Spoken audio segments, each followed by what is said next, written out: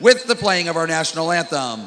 Tonight's national anthem, presented by the Duval County Supervisor of Elections Office. Remember, early voting for the March 21st City of Jacksonville first election will run March 6th through March 19th. Performing tonight's anthem are the Kernan Middle School and Atlantic Coast High School bands.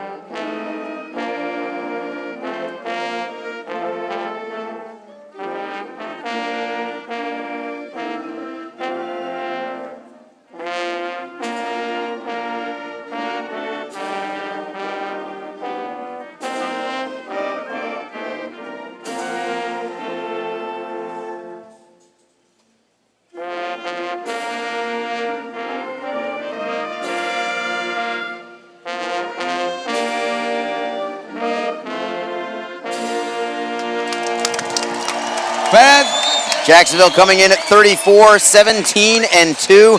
Adirondack, despite their impressive performance yesterday, still a couple games below the 500 mark at 21 wins, 23 losses, 7 overtime losses, and a shootout loss.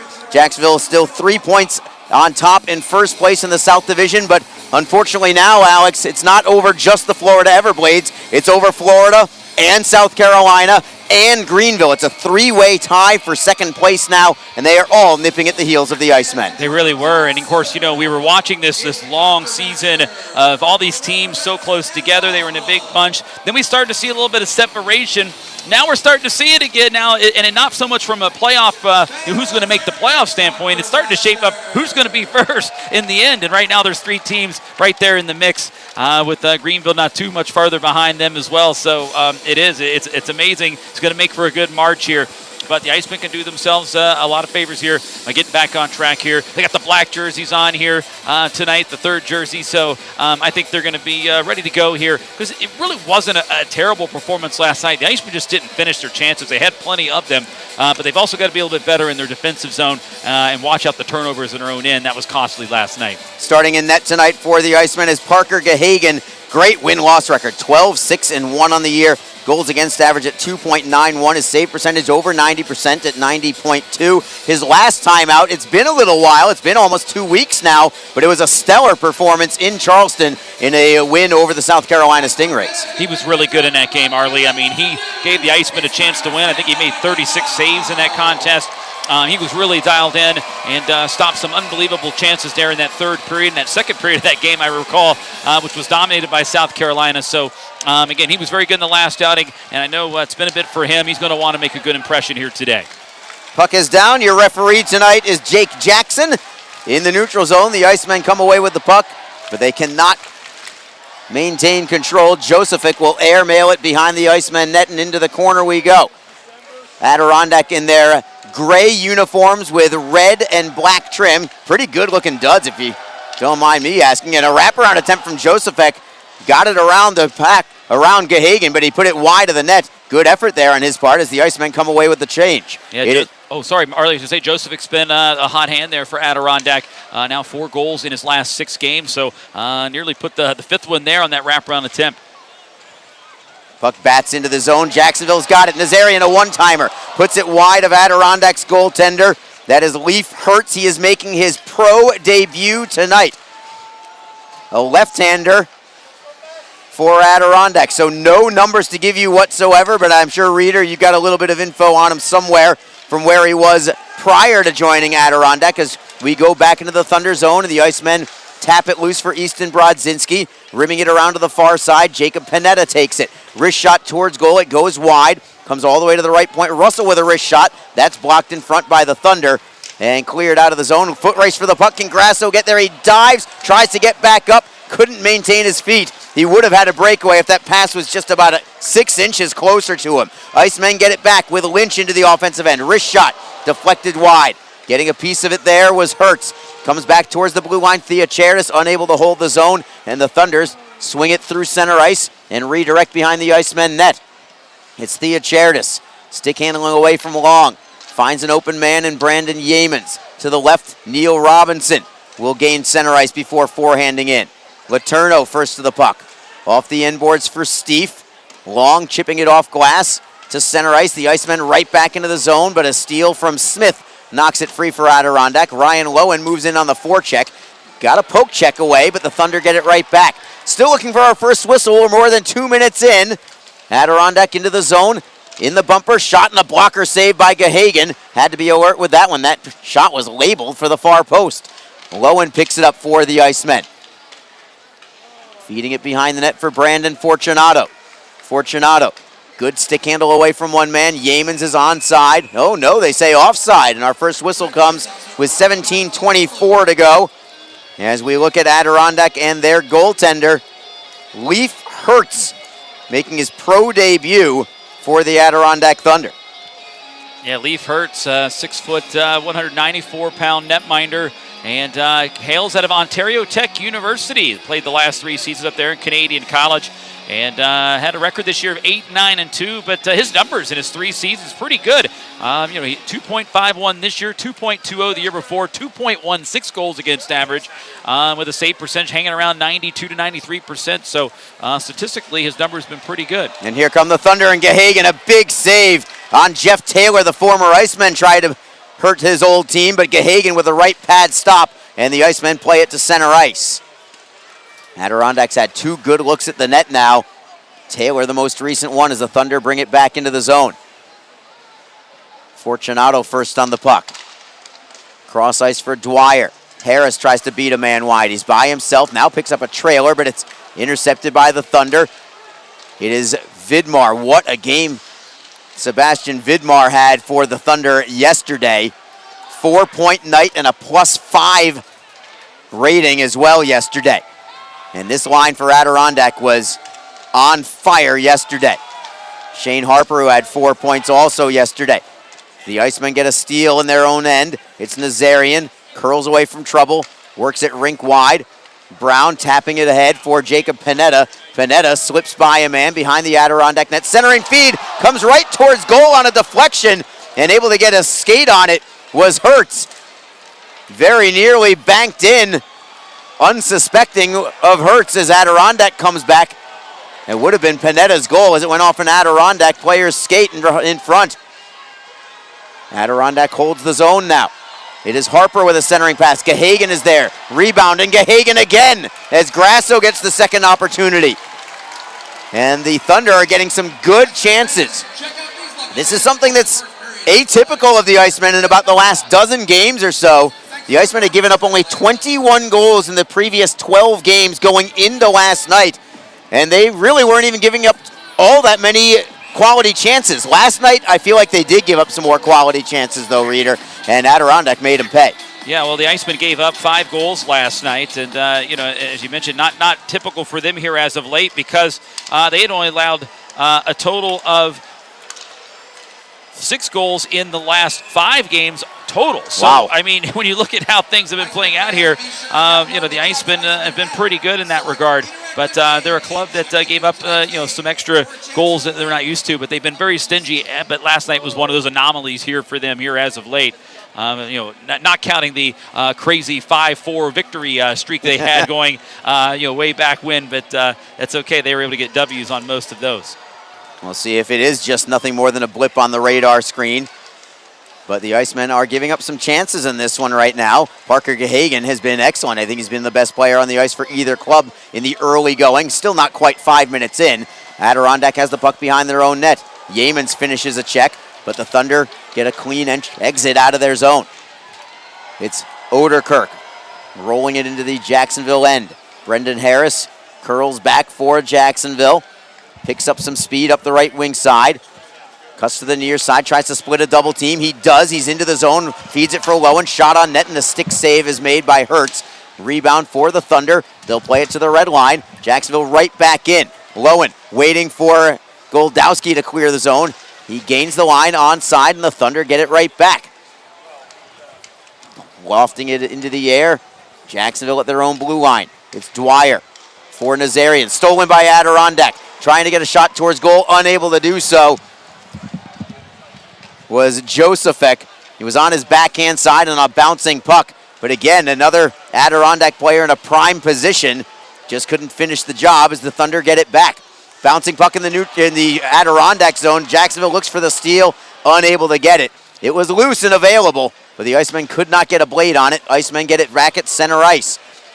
Goldowski for Nazarian into the zone. Feeding it behind the net for Christopher Brown. Brown had both goals for the Icemen last night, up to 20 on the season now. Packs to the blue line, and Panetta can't handle it. It comes back into the Thunder end. 13:57 to go in the first period. Fast-moving period, still no score. I believe we've only had the one whistle all game thus far. Thunder through center ice. It is Harper, their team captain. Drop pass for Vidmar. Vidmar, sharp angle shot, goes off the side of the net. Vidmar gets it back, feeds it for Harper, then to the blue line, a one-timer up high, glove save by Gahagan. Snatched it confidently out of the air as we go to our first break in the action. 13:34 to go in period number one. It's Jacksonville nothing, Adirondack nothing. You're listening to Jacksonville Icemen Hockey. Tonight's game is brought to you by the ECHL, celebrating its 35th season of affordable family entertainment. The ECHL would like to recognize the following league sponsors: AMI Graphics, exclusive signage provider; AthleticNet, official jersey supplier; Barron Rings, official championship ring supplier; Bellevue University, official higher education partner; BFL Canada Insurance and Sutton Special Risk, sponsors of the 2023 ECHL Hall of Fame induction ceremony; Kraft 1861, exclusive CBD partner; Dash, official mobile auction platform; The Fairley Group, official commercial insurance provider; FanSaves, official digital couponing platform; Flow Sports, exclusive streaming provider; Howie's Hockey Tape, official hockey tape and lace provider; In Glasgow, exclusive puck provider; Miracle Fresh, official odor eliminator; and Warrior, exclusive on-ice equipment provider and title sponsor of the 2023 ECHL All-Star Classic.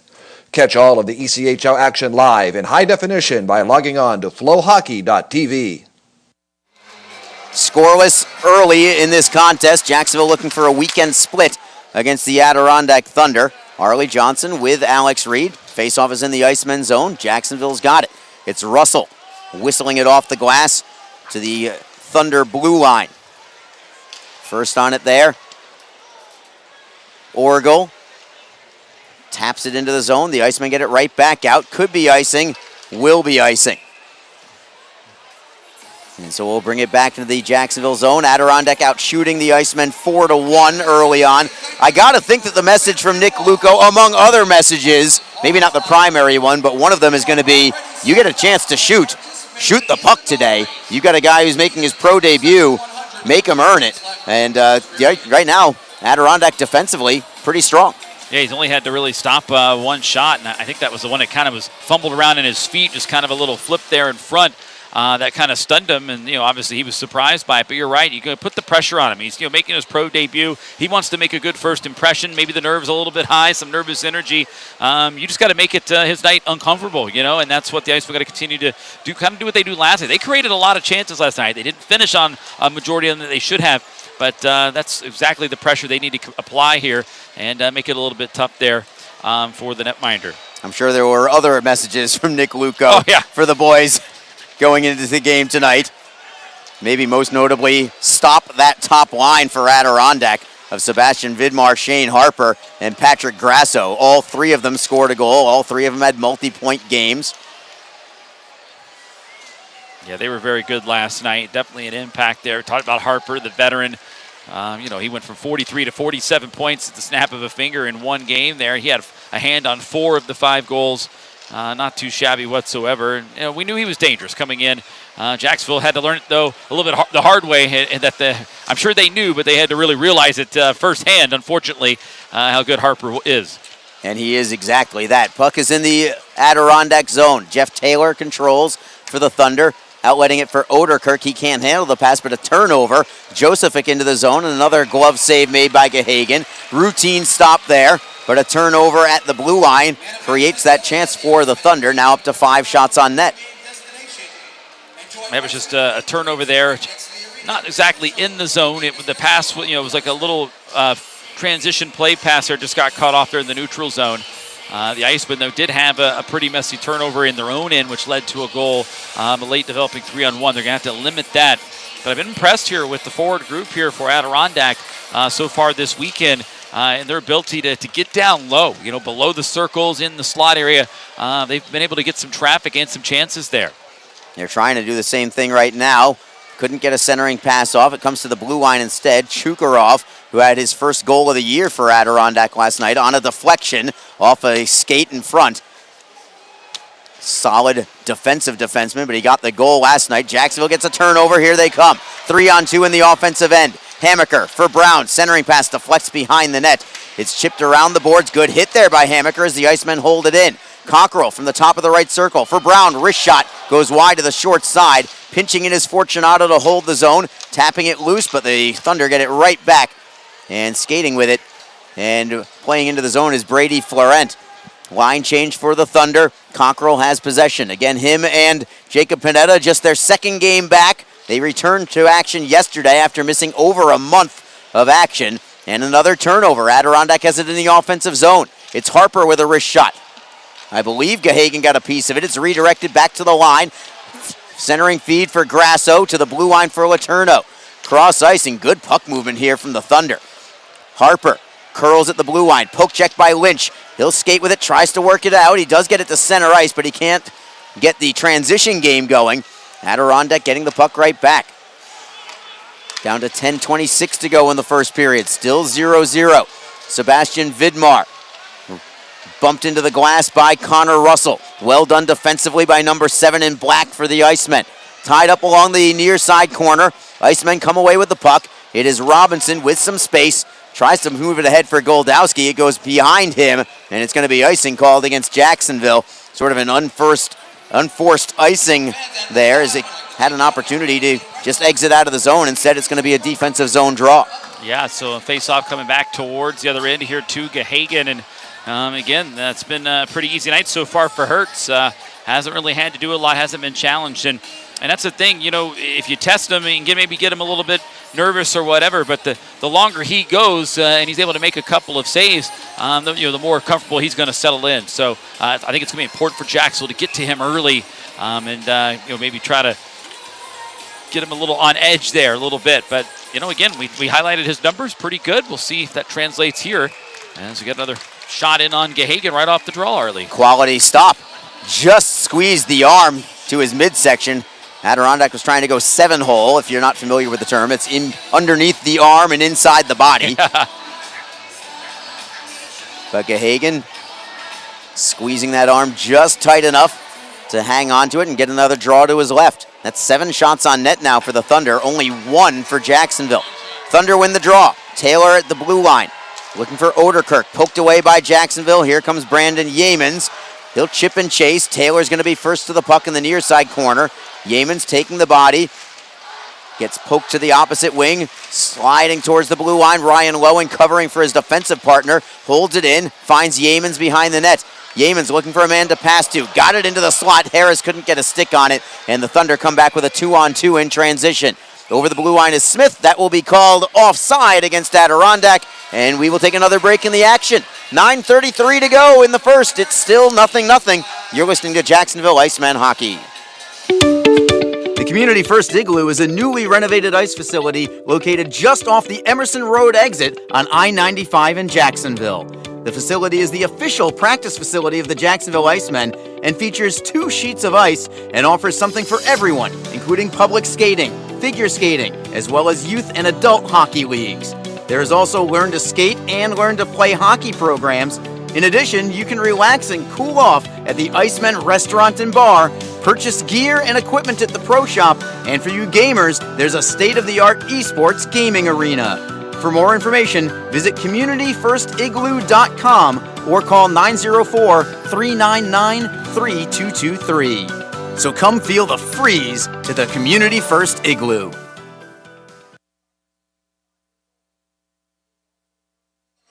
With Alex Reed, Arlie Johnson with you. Fast start to this game, just in terms of pace. Very few whistles thus far. A lot of flow. Unfortunately, a lot of the flow has been in the Icemen defensive zone. So the Icemen looking for a couple of good shifts in a row and maybe just some offensive zone time just to try and swing the momentum a touch. Jacksonville does have it at center ice. Dwyer slams it around the wall. Chukarov tries to work it free from Brodzinski. Nazarian gets a piece of it. Josephic gets it back for the Thunder. Off the end boards for Chukarov. Left side, it is Broman. Feeding for Josephic. Tries to handle it off the boards. It goes all the way to Gahagan, who has to poke it into the corner. Loose there, and the Icemen come away with it. It's Nazarian. High chip out to the red line. Brodzinski is able to flatten it with his stick and play it in deep. Orgel up the right side. A clean exit out from Adirondack, poked ahead by Broman. Jacksonville gets it right back, however. Receiving that pass very well. Brodzinski ahead for Lynch. Shot is blocked. It trickles back to the goaltender, where Hertz will cover it up.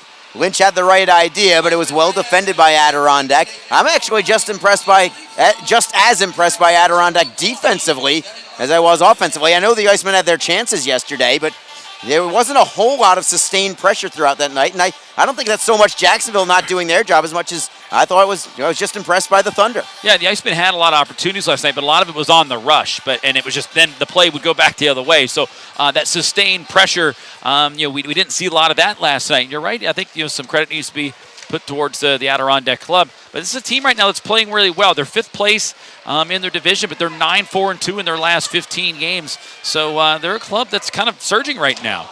Goldowski nearly deflected it in on a shot from the blue line. Didn't miss by much. Comes back to the right point. Connor Russell for the Icemen. And here is Jacksonville trying to set up their cycling game along the wall. Godowski behind the net. Tries to center. Hammaker avoids a hit to take possession of the puck.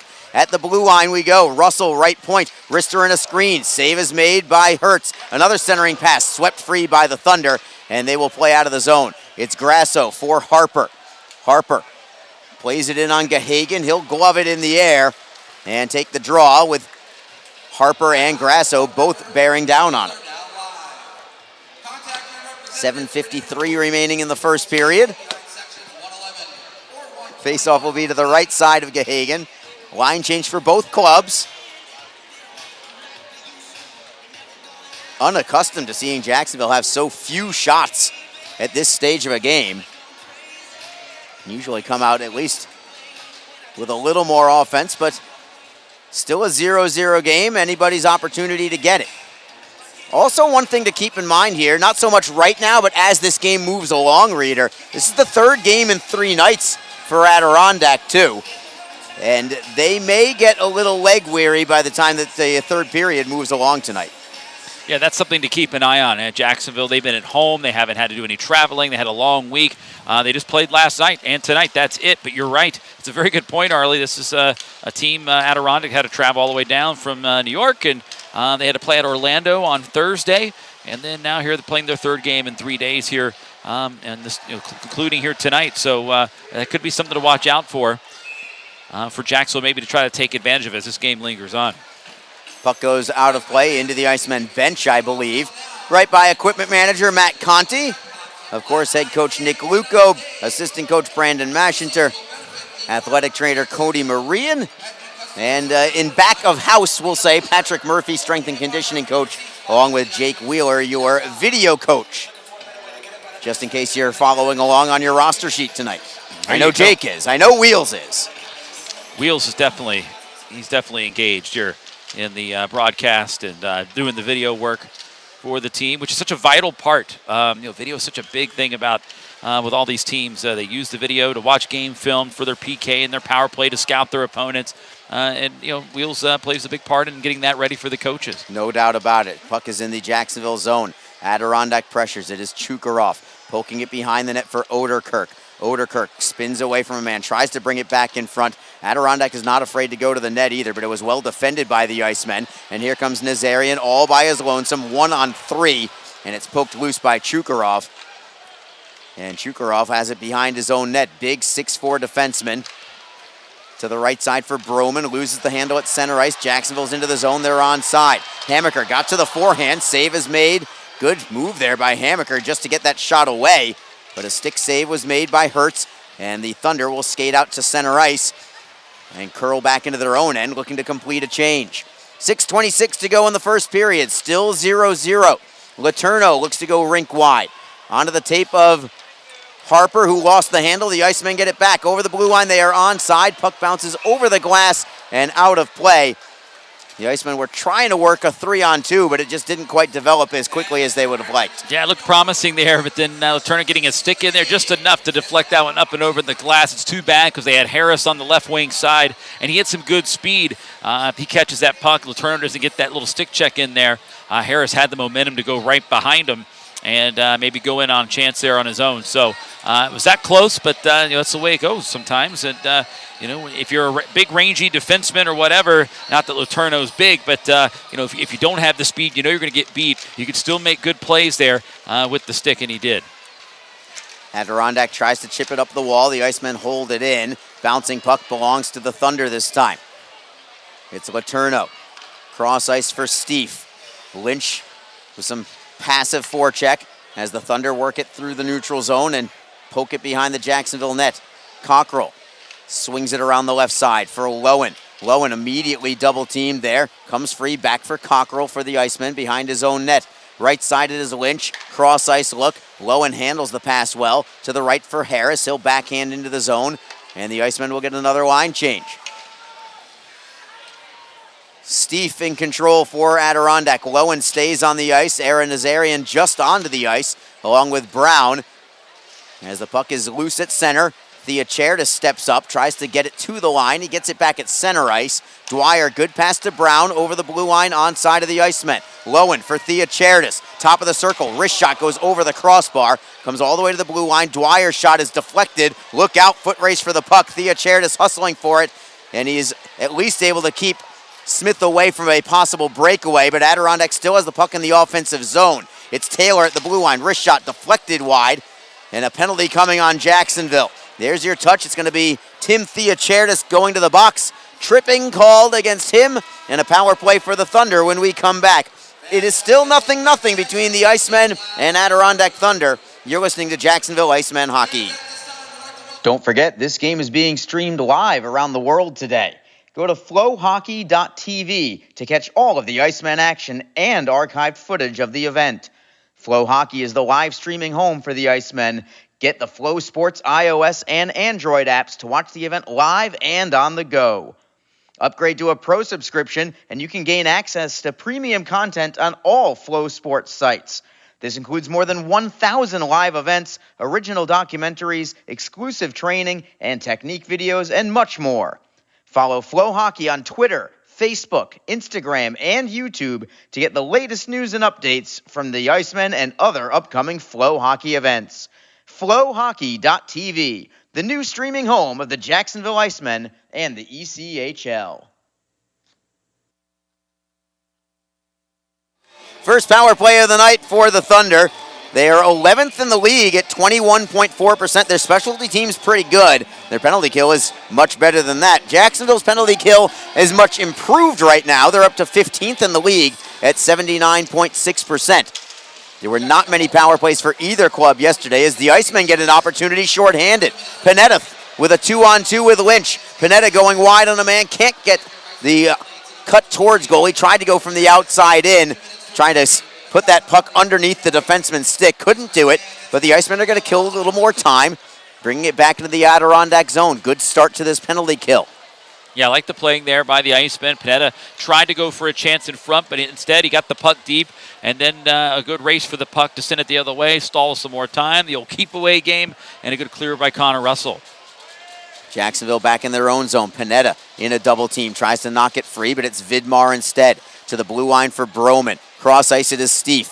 Looking for Josephic, but that pass was out of his reach. It's still in the zone, however. Swung around to the right side for Broman, defended by Brown. Steve from the blue line. Josephic right in the slot. Couldn't pull the trigger. He actually fanned on his shot attempt. Tries to center, and then it's picked off by the Icemen. Here they come, maybe a 2-on-1 shorthanded. Nazarian with Brown. Nazarian goes to the backhand, tries to get the shot away, and it's blocked by the defenseman, Steve, as the Icemen were looking for their 10th shorthanded goal of the season.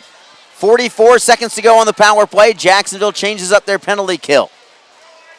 Shane Harper leaving the puck behind his net for Taylor. Taylor with some speed out to center ice, then a drop pass for Harper. Harper crisply to the left for Long. Onside as he swings it around the boards behind the Jacksonville net. Getting a stick on it is Harris, but not enough to get it out of the zone. Taylor at the blue line, walks the line. Goes to Harper at the right, cross ice for Long, slap shot, save is made, rebound comes to Jacksonville, and moving ahead is Harris. He will clear it out. That should just about do it on the penalty kill for the Icemen. Just 5 seconds left on the penalty to Tim Theochardis. And teams are now at 5-on-5, but Adirondacks back into the offensive zone, saved by Gahagan. Rebound for Brown, up the right side for Hammaker. Got it to center ice before Patrick Grasso pulls it away. Still 0-0 with 2:37 to go in the first period. Thunder with the puck in their own zone. It is Taylor up the left side for Florent, who will deflect in. Gahagan out of his net, leaving it for Panetta. Little miscommunication there, but the Icemen still have possession. And skating out of the zone is Jacob Hammaker. Hammaker trying to go wide on Chukarov. Takes it behind the net. He's first to the puck. Tries to swing it around, but Oderkirk is there on it. And after a couple of stick deflections out of midair, it comes into the Icemen zone for Theochardis. Tim Theochardis settling things down between the hash marks in front of his goaltender. To the left for Robinson. He will deflect behind the net of Adirondack. Brodzinski first to the puck, but can't maintain possession. It's chipped off the glass and out. Hustling for the puck is Weller for Adirondack. 2-on-1 develops. Oderkirk couldn't handle the pass. It was a high degree of difficulty on that pass. And then a good hit as well from Jacksonville. I believe that was Theochardis who laid the body on a man right in the glass. And the Icemen come away with the puck. It's Sean Leonard to the left for Theochardis. Trying the seam pass for Lynch. Into the zone with Brodzinski. Back to Lynch. Looks to center. Deflected by Adirondack. And the Thunder with a 4-man rush the other way. Jacksonville's got 3 back. Centering pass deflects behind the net. Josephic tries to work it behind the goal, but the Icemen come away with it. Brodzinski, good outlet pass to Robinson. 2-on-2 with Fortunato or the Icemen. Fortunato, left wing side, he's onside. Takes the shot, it is deflected wide. Comes to the near side for Brendan Harris. Harris at the top of the circle. Into the corner for Cockrell. Cockrell, the defenseman, in deep now in the final minute of period number 1. Icemen still with possession. Fortunato lost the handle. He whiffed on his pass attempt. He gets it back at his own blue line. It's Cockrell chipping it ahead. Harris hustling for it. Just beating him to it is Martin. And the Thunder will work it off the boards and out to center ice. Good play by Brown, knocking that puck out of midair. Tries to keep going over the blue line. And the Thunder get it back with 30 seconds on the clock. Jeff Taylor dropping it for Martin. Up the right side, off the boards, indirect feed, too far in front of Vidmar. Panetta, great edge work with his skates. Tries to send it ahead. Harper got a piece of it, but the Icemen get it right back. It's Nazarian up the wall into the Adirondack zone with just 10 seconds to go in the period. The Thunder in no hurry behind their own net, and it looks like we are going to head to the intermission. Still scoreless, right where we were when this game started. Adirondack came to play again tonight, but Parker Gahagan strong between the pipes for Jacksonville. He was the best player on the ice for either club. 9 shots on goal for Adirondack, several of them labeled, but Gahagan stops them all. Jacksonville only 4 shots on goal in that first period, and so we are still scoreless after 1 period of play. Just the 1 power play, Adirondack had it. Of course, they did not convert on it. in a game that it looks like is going to be mostly decided by 5-on-5 play, similar to last night when there were only a few penalties all night long. And I'm not so sure if these two teams are so interested in mixing it up physically with these two non-division opponents. We'll have your ECHL Plays of the Week coming up in a few minutes. We're going to keep it right here for now, as we will bring you to Alex Reed with your first intermission guest in just a moment, as the Icemen look to get back in the win column after their 5-2 defeat yesterday to the Thunder. Of course, we'll also try and get you up to date on the ECHL scoreboard too later on in this first intermission. Right now, though, let's go to Alex Reed down at ice level with Brendan Harris.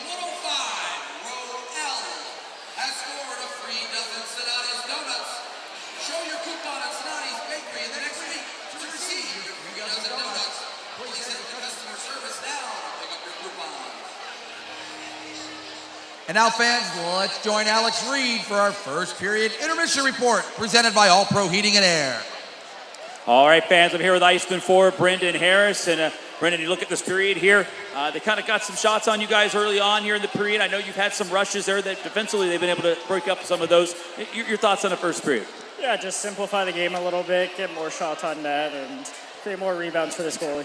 I know last night you guys had plenty of opportunities. I know you'd like to get some of those back, but you were able to get some offensive opportunities. And just tonight, has that kind of been the message here for the guys? Just finish those chances when you get them. Yeah, exactly. Just got to execute and stay with it. All right, best luck the rest of the way, bud. Thank you. All right, that was Brendan Harris for your Jacksonville Icemen for your first intermission report. Thank you, Reader. Thank you, Brendan, as well. A man of many words, Brendan Harris, number 83 in black for the Icemen. We will go to break and return with your ECHL Plays of the Week. It's 0-0 between the Jacksonville Icemen and Adirondack Thunder after one period of play. You're listening to Jacksonville Icemen Hockey. Don't forget, this game is being streamed live around the world today. Go to flowhockey.tv to catch all of the Icemen action and archived footage of the event. Flow Hockey is the live streaming home for the Icemen. Get the Flow Sports iOS and Android apps to watch the event live and on the go. Upgrade to a pro subscription and you can gain access to premium content on all Flow Sports sites. This includes more than 1,000 live events, original documentaries, exclusive training, and technique videos, and much more. Follow Flow Hockey on Twitter, Facebook, Instagram, and YouTube to get the latest news and updates from the Icemen and other upcoming Flow Hockey events. flowhockey.tv, the new streaming home of the Jacksonville Icemen and the ECHL. The Jacksonville Icemen offer discounted tickets for groups of 10 or more. Whether it's a company outing, a group from your school or church, or just a gathering of friends, the Icemen can help you set up a night of fun at a discounted cost. Other benefits include an intermission ride on the popular Fan Zam, a post-game group photo, or take a shot on net after the game. Ticket fundraisers are also available. For more information, contact the Icemen office at 904-602-PUCK. That's 904-602-7825, or visit us online at jacksicemen.com. Icemen Hockey, feel the freeze.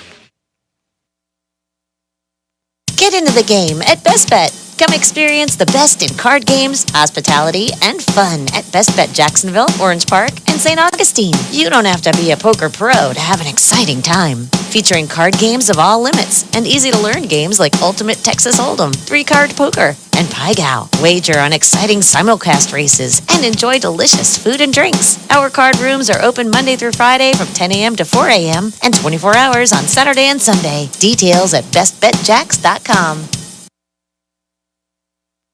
The Jacksonville Icemen are always looking to give back to the communities of North Florida. The team offers a ticket fundraising program that many local nonprofits and schools and charitable organizations can take advantage of. The program is simple. Your organization sells tickets to an Icemen home game, and a portion of each ticket purchase will go directly to your cause. This is a fun and easy way to raise money and gain exposure for your organization or school. For more information, contact the Icemen office at 904-602-PUCK. That's 904-602-7825, or log on to jacksicemen.com. Bank how and when you want to with Community First. Get free checking with rewards and free digital tools that make managing your money simple and life simply better. Add an account at justbeyourself.com. Community First Credit Union, federally insured by NCUA.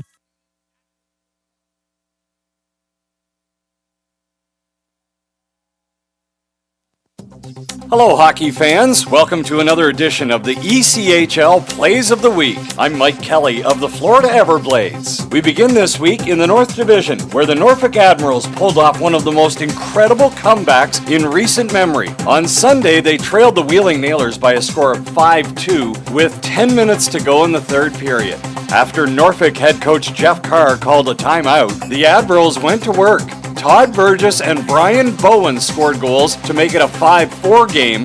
Then, in a span of 24 seconds, the entire complexion of the game changed. It is McCormick behind the cage, shoots it and scores! Happy birthday, Jaron McCormick! A tie hockey game at 5. This is Derek Louis shown on the left wing side. To Burgess, he winds up and fakes. Now he shoots it, deflected, scores! You can't be serious! In the blink of an eye, the Norfolk Admirals have overcome a 3-goal deficit to take a 6-5 lead. It was the first time since January 31st of 2020 that the Admirals trailed by 3 goals in the third period and rallied for the victory. That was Weston DeWitt with the call on the Admirals broadcast network. The Adirondack Thunder took 3 of 4 points against Reading this past weekend. On Friday, goaltender Jake Toit stopped 43 of 46 shots in a 4-3 win. Jeff Taylor into the left wing circle for Colin Long. Taylor keeps the puck inside the zone, and now the Thunder got to get back. It's a shorthanded chance. Gaucher! Save made by Toit. Jake Toit, shorthanded breakaway, says no. That was Rob Lapolis on the Thunder Radio Network. On Saturday, Reading Royals goaltender Caden Fulcher put his hat in the ring for the save of the season. Who's in front? Fulcher with the robbing glove save! Oh my goodness! The save of the season! Caden Fulcher, varsity, with the left mitt, and keeps this game scoreless and Adirondack out of the back of the net. That was Eric Chesberger on the Reading Royals Broadcast Network. In the South Division, there was a pivotal 2-game set between Orlando and Greenville last week. The Swamp Rabbits held a 6-point advantage on the Solar Bears and extended their grasp on the final playoff spot to 8 points with a 4-3 victory on Friday. Rookie Braden Guy made sure the Solar Bears would not be denied on the weekend, scoring 4 points on Sunday, including a hat trick to lead Orlando to a 5-4 victory. Here's a chance and a steal. Folger right in front to Guy. Woo, score! That puck ended up behind Reddick and into the net. It's going to count for Guy, and a hat trick for Braden Guy, his first in the pros. That was Joey Bottano on the Orlando Solar Bears Hockey Network.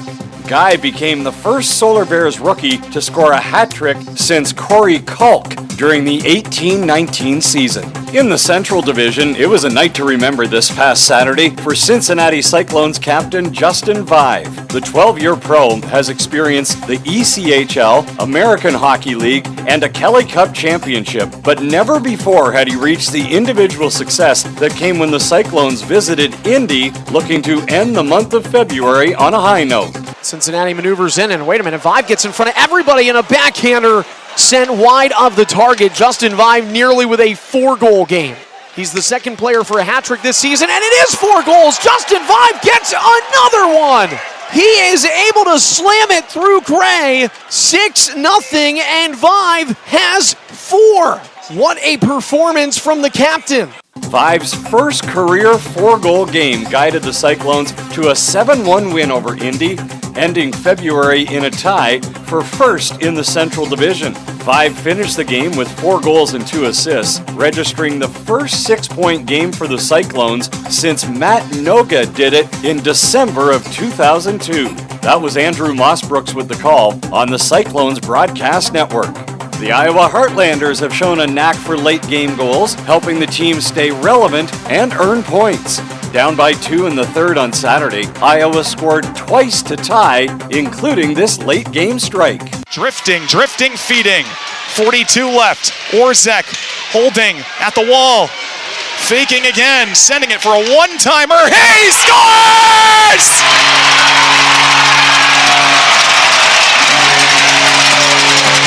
Tie game! Zach White! Now fans are jumping and going bonkers! That tying goal earned Iowa a point against Kalamazoo and capped off Iowa's best month of the season, a 14-point February. David Fine on the call in Coralville on the Heartlanders Broadcast Network. Wheeling's Luke Santurno had a memorable game on Saturday night as he scored the first 2 goals of his pro career. His first goal tied the game at 3 in the second period, then his second goal was the game winner in the third. Da Silva, left side towards the pile, block, comes out, fade, winds up, looks deep. De Rousseau trying to bank in, comes out, and Santurno scores!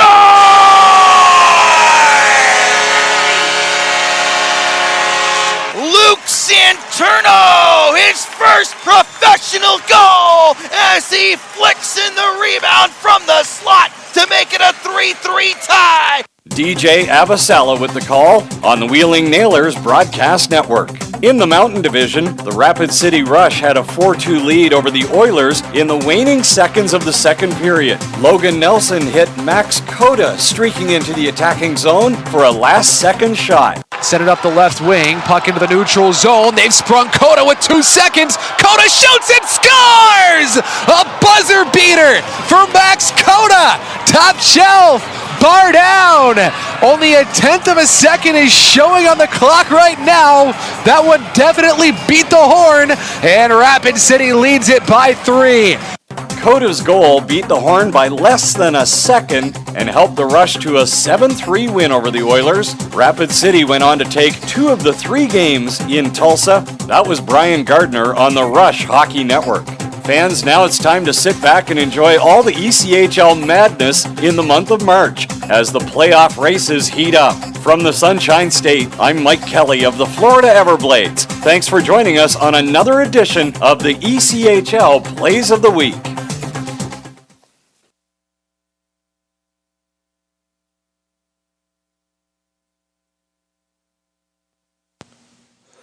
Tonight's game is brought to you by the ECHL, celebrating its 35th season of affordable family entertainment. The ECHL would like to recognize the following league sponsors: AMI Graphics, exclusive signage provider; AthleticKnit, official jersey supplier; Barron Rings, official championship ring supplier; Bellevue University, official higher education partner; BFL Canada Insurance and Sutton Special Risk, sponsors of the 2023 ECHL Hall of Fame induction ceremony; Kraft 1861, exclusive CBD partner; Dash, official mobile auction platform; The Fairley Group, official commercial insurance provider; FanSaves, official digital couponing platform; Flow Sports, exclusive streaming provider; Howie's Hockey Tape, official hockey tape and lace provider; In Glasgow, exclusive puck provider; Miracle Fresh, official odor eliminator; and Warrior, exclusive on-ice equipment provider and title sponsor of the 2023 ECHL All-Star Classic. Catch all of the ECHL action live in high definition by logging on to flowhockey.tv. Bang the boards. You own it. Face off. You own it. Join the team. You own it. Own it at Community First Credit Union. When you bank at Community First, you're not just a customer, you're an owner. And since we're a proud partner of the Jacksonville Icemen, you'll be part of this team too. It's just one of the ways we give back to the community and put our neighbors like you first, so you can live your best life your way. Community First Credit Union. Just be yourself. Don't forget, this game is being streamed live around the world today. Go to flowhockey.tv to catch all of the Iceman action and archived footage of the event. Flow Hockey is the live streaming home for the Icemen. Get the Flow Sports iOS and Android apps to watch the event live and on the go. Upgrade to a pro subscription and you can gain access to premium content on all Flow Sports sites. This includes more than 1,000 live events, original documentaries, exclusive training and technique videos, and much more. Follow Flow Hockey on Twitter, Facebook, Instagram, and YouTube to get the latest news and updates from the Icemen and other upcoming Flow Hockey events. FlowHockey.tv, the new streaming home of the Jacksonville Icemen and the ECHL. Get into the game at Best Bet. Come experience the best in card games, hospitality, and fun at Best Bet Jacksonville, Orange Park, and St. Augustine. You don't have to be a poker pro to have an exciting time. Featuring card games of all limits and easy-to-learn games like Ultimate Texas Hold'em, 3-Card Poker, and Pai Gow. Wager on exciting simulcast races and enjoy delicious food and drinks. Our card rooms are open Monday through Friday from 10 a.m. to 4 a.m. and 24 hours on Saturday and Sunday. Details at bestbetjacks.com. NHL players have amazing talent, and some of the very best developed right here in the ECHL. Beagles in, he scores! Now, follow all your favorite ECHL alumni every night on NHL Network's primetime hockey show, NHL Tonight. Both teams recognize how big this matchup is. Fire save by Dubnik, rebound! Goosebump stuff. NHL Tonight, every night 6 Eastern on NHL Network. Bang the boards. You own it. Own it at Community First, your Jacksonville Icemen's credit union partner. Bank with us and join the team that puts our community and neighbors like you first. Community First Credit Union. Just be yourself. What is your role in the fight against cancer? The answer could be as simple as driving your car. For many cancer patients, getting to and from treatment is one of their toughest challenges. The American Cancer Society needs volunteer drivers to help provide transportation for people in your community. Through the gift of a lift in your car, you can help patients take one more step in the road to recovery. Get in the driver's seat in the fight against cancer. To find out more, call your American Cancer Society at 1-800-227-2345 or visit cancer.org. If you feel that passion is just the start, if you think practice is never over, if you believe speed limits are just for highways, and Saturday mornings aren't made for cartoons. If you try, fail, learn, laugh, repeat, compete, respect, and unite, then you belong on our team. Join now at team.ccmhockey.com. If you feel that passion is just the start, if you think practice is never over, if you believe speed limits are just for highways, and Saturday mornings aren't made for cartoons. If you try, fail, learn, laugh, repeat, compete, respect, and unite, then you belong on our team. Join now at team.ccmhockey.com. We're between periods 1 and 2. Thank you so much for being with us. Arlie Johnson along with Alex Reed as the Jacksonville Icemen and Adirondack Thunder are still scoreless after one period of play. Jacksonville looking to gain a weekend split of this series against the Thunder. Adirondack winning 5-2 yesterday against Jacksonville. And the Icemen, of course, looking to maintain first place all by their lonesome.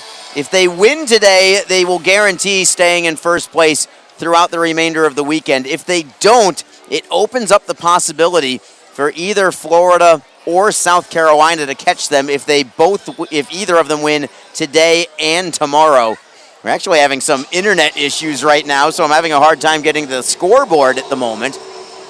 But for right now, I can only tell you this game, Jacksonville 0-0 with Adirondack. We'll give you some score updates in a little bit, but South Carolina coming off a 10-1 victory over Atlanta yesterday.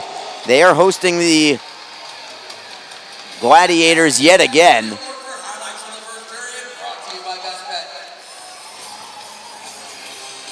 And also around the league, Florida begins their first of 2 games at Savannah. They play there tonight. They play there tomorrow.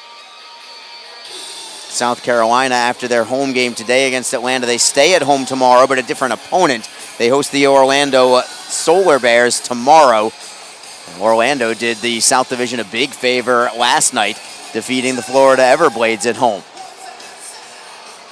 Both Both teams switch ends of the ice. Jacksonville in their lights out black uniforms. I wonder, Reader, if maybe part of the problem yesterday was the Icemen going to their cobalt blue uniforms. I don't know if I've seen them all year long on home ice. It might have been the first time. There's been a lot of specialty jerseys. Of course, the team was wearing the white jerseys at the first half of the season when they didn't have any specialty jerseys, and then of course the Icemen got these new black jerseys this year. So you're right, that might have been the first time we've seen the Blues here at home. But there's definitely fans out there that probably have and they're completely 100% convinced that how a team plays on the ice is based on the jersey that is being worn on that night. So you might be onto something here, Arlie. We can finally, and maybe it is the black jerseys. We'll find out how it goes tonight. We can give you a couple of other updates. More of the same in South Carolina. They're pounding the Gladiators again, 5-1 this time. Not as bad as yesterday, but 5-1 is 5-1, just the same. Break up the Savannah Ghost Pirates. They've got a lead, 1-0 over the Florida Everblades. That is in the second period of play. We'll keep you up to date on some other scores as we move along. Right now, Jacksonville score! Just 9 seconds into the second period. And it's former Thunder forward Aaron Nazarian that puts the Icemen on top, 1-0. I just had a hunch that Aaron Nazarian was going to do something tonight, and he did it in classic Aaron Nazarian fashion. Just thrown work down low and lowered his shoulder, got in front of the defense, walked right to the top of the crease and stuffed that one home. Just looked like a typical Aaron Nazarian goal. He didn't have to win a battle this time on the boards. He just swung it wide from the right side wing and then came right back in front, pretty much uncontested there, and found a little bit of an opening, and he made the Thunder pay with a little bit of lightning to start off this period. 9 seconds in, Aaron Nazarian gets another tally. Oh, that's really good, Reader, as we go down below to Joe Massa in your goal call. I don't think Joe was ready for it since it was only 9 seconds in. Too quick for Joe. He was just getting into his seat, probably. That's how quickly that one was. Here he is. Here's Joe. Goal. A haymaker minutes and win it goal. Scoring his 16th goal of the season. Number 22, Aaron Nazarian. Assisted by number 25, Jake Goldowski. Time of the goal, 9 seconds. Aaron Nazarian from Jake Goldowski. Jake, congratulations. That is your first professional point with an assist on a big goal for the Icemen from Aaron Nazarian. Adirondack back into the zone. Slap shot is blocked by Cockrell, and then he gets tripped up on the play. Grasso gets it back, and Adirondack scores. Exactly 1 minute later, I was looking to see if there was potentially going to be a penalty on Adirondack for tripping Garrett Cockrell, but the puck was just underneath his skates. Cockrell had blocked the shot. He goes straight to the locker room after the goal as well. Yeah, he's just coming off an injury, and he got tripped up and fell hard. And I'm not certain if that's he fell hard on his previous injury or not, but he went immediately down the tunnel. Just his second game back. God, you hate to see that. But you're right, there probably could have been a tripping penalty there. And how many times have we seen this, Harley? That vulnerable minute, we talk about it. It's a thing. It seems to be a thing against Jacksonville this year where their opponent goes and scores a goal within seconds of the Icemen scoring a goal. And this one could be even a little more costly because Cockrell heading down the tunnel. So we'll see if they have him for the remainder of the game. Jacksonville is going with 10 forwards and 7 defensemen tonight, so they still have a conventional 6 regardless of the outcome of the health of Garrett Cockrell. Meanwhile, Jacksonville gets the puck back in the offensive end. It is Panetta dropping it for Theochardis. Right side with some spaces. Harris plays it down low for Lowen. Lowen can't get the shot away. He gets it back at the half wall instead. Dropping it down low for Harris behind the net. Harris on his backhand. Carries it to the near side glass. Cycling it for Lowen. Adirondack gets a piece of it. Trying to chip it off glass and out. They do get it out. No, they don't get it out of the zone. Panetta holds it in. Slap shot goes wide. And the Icemen right back into the zone with Russell. Russell rimming it around for Lowen. Good pressure here from Jacksonville. Lowen behind the net for Harris. Now it's Yeamans for the Icemen. Rimming it to the line for Russell. Wrist shot is deflected into the corner by Letourneau. And Adirondack finally gains control. 1-1 hockey game. Jacksonville scoring 9 seconds into the second period. Adirondack countering exactly 60 seconds later. Icemen get the puck in the offensive zone. defended by Steve. Thunder end up coming away with the puck. We're down to 17-14 to go in the second period now. Adirondack through center ice. Wrist shot deflected wide. Russell takes the body. Broman tries to get the puck free. Somebody's lost a stick. That's an Adirondack player. Taylor at the right point will feed it around the wall for Josephek. Josephek, Russell pins him up against the wall. Josephek spins away from him, maintains possession. Back to the blue line. At the line, just held in by, oh no, they say no. I thought it was held in, but linesman Brian Oliver makes the call for an offside call, saying that that puck did completely cross over the blue line. I'm not so sure. I think the Icemen actually might have caught a touch of a break there. They might have. I'd agree with you there, but they'll take it. And that's Adirondack. They're lobbing right now. Shane Harper is livid with the linesman. They're having a pretty heated conversation over there right before the face-off. Harper not happy with that call, which, obviously, we were kind of surprised by there too, but it did kind of negate some pressure that Adirondack had there in the offensive zone. So you could see the reason for the argument, I believe. Icemen have the puck at center, chipping it ahead. Loose puck at the Adirondack bench, and the Icemen come away with it. Fortunato works it rink wide for Dwyer. Dwyer gets it to the blue line, but no further than that. Adirondack taps it into the zone. No icing here. Jake Goldowski leaving the puck for Brandon Fortunato. Fortunato to the right for Brown. Great shift around one man, then feeds Goldowski with space. He's into the zone.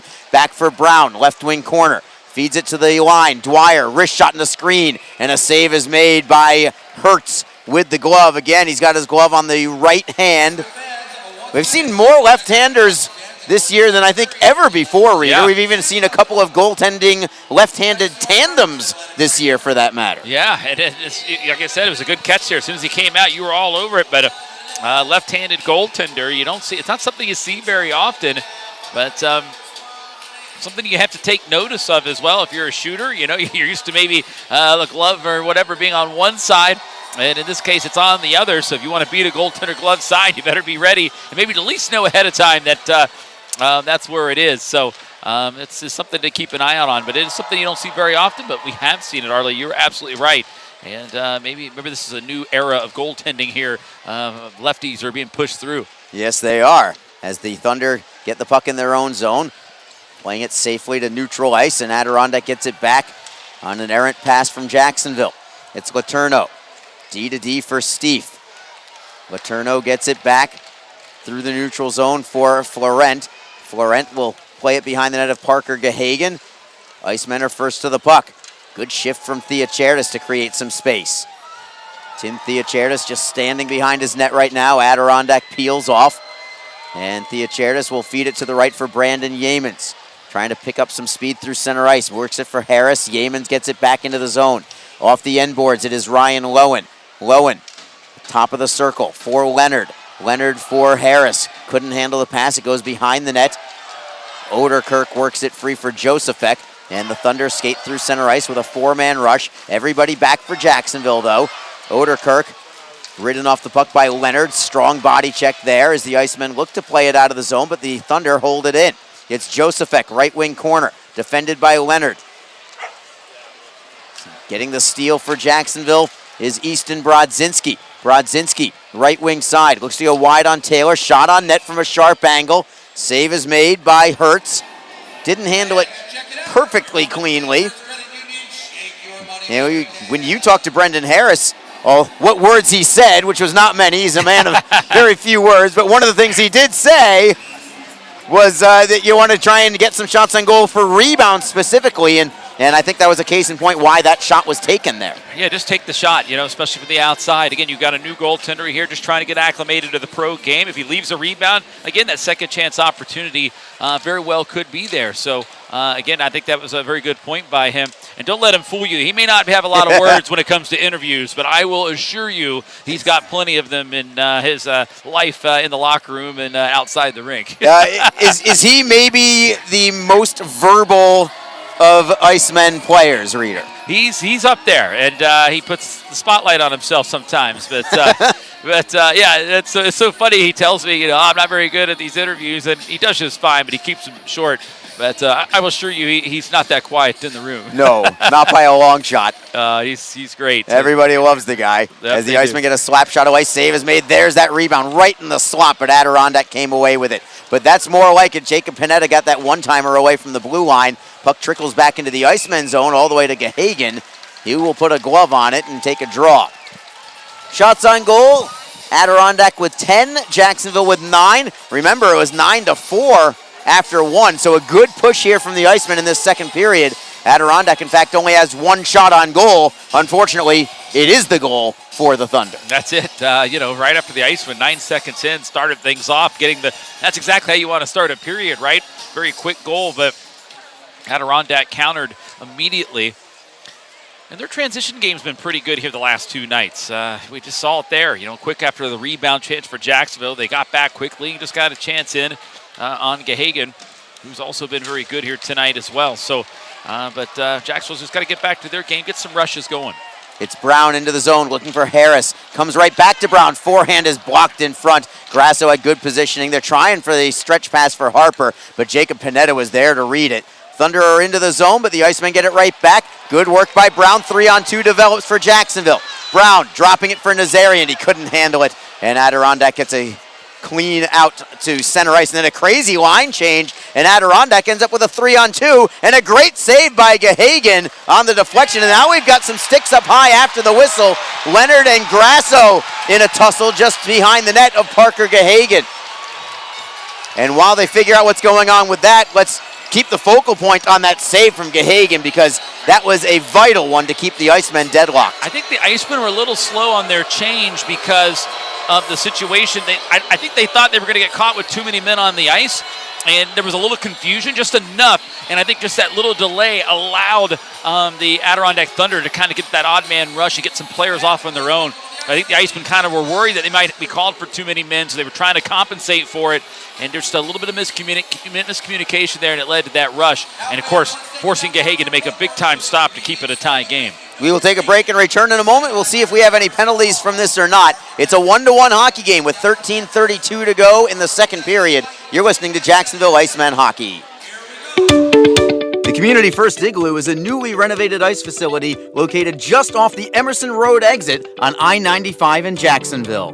The facility is the official practice facility of the Jacksonville Icemen and features 2 sheets of ice and offers something for everyone, including public skating, figure skating, as well as youth and adult hockey leagues. There is also Learn to Skate and Learn to Play hockey programs. In addition, you can relax and cool off at the Icemen Restaurant and Bar, purchase gear and equipment at the Pro Shop, and for you gamers, there's a state-of-the-art esports gaming arena. For more information, visit communityfirstigloo.com or call 904-399-3223. So come feel the freeze to the Community First Igloo. Looks like they are not going to call any penalties from that skirmish just by the Jacksonville net. So boys will be boys. We'll play on 5-on-5. Yeah, just going to let them play here tonight. There's a little extra stuff there after the whistle. Kind of, there was, Leonard was kind of beside himself, like, the referee was singling him out. I thought maybe he was going to get the only penalty, too, with the way he was reacting and maybe in the crowd. But nope, it's going to be 5-on-5. And as you said, boys will be boys, and the tempers have calmed down for the moment. Adirondack wins the faceoff in the offensive zone. Wrist shot and a screen blocked in front. Adirondack pounds at it. They get it back behind the net in the form of Sean Weller.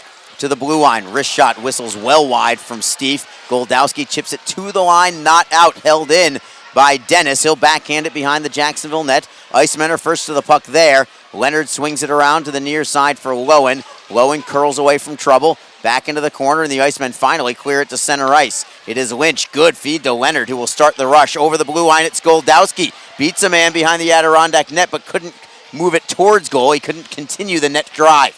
Jacksonville with a centering pass picked off by the Thunder. It was well read by Smith, who has the goal for Adirondack, by the way. We didn't even get to tell you who the goal scorer was for Adirondack in that last exchange. He's going for a second one here, but Gahagan makes a glove save short side.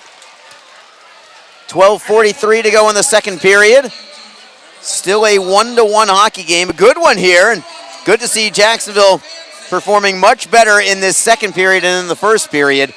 Bit of a lackluster opening 20 minutes, but Icemen look pretty good right now.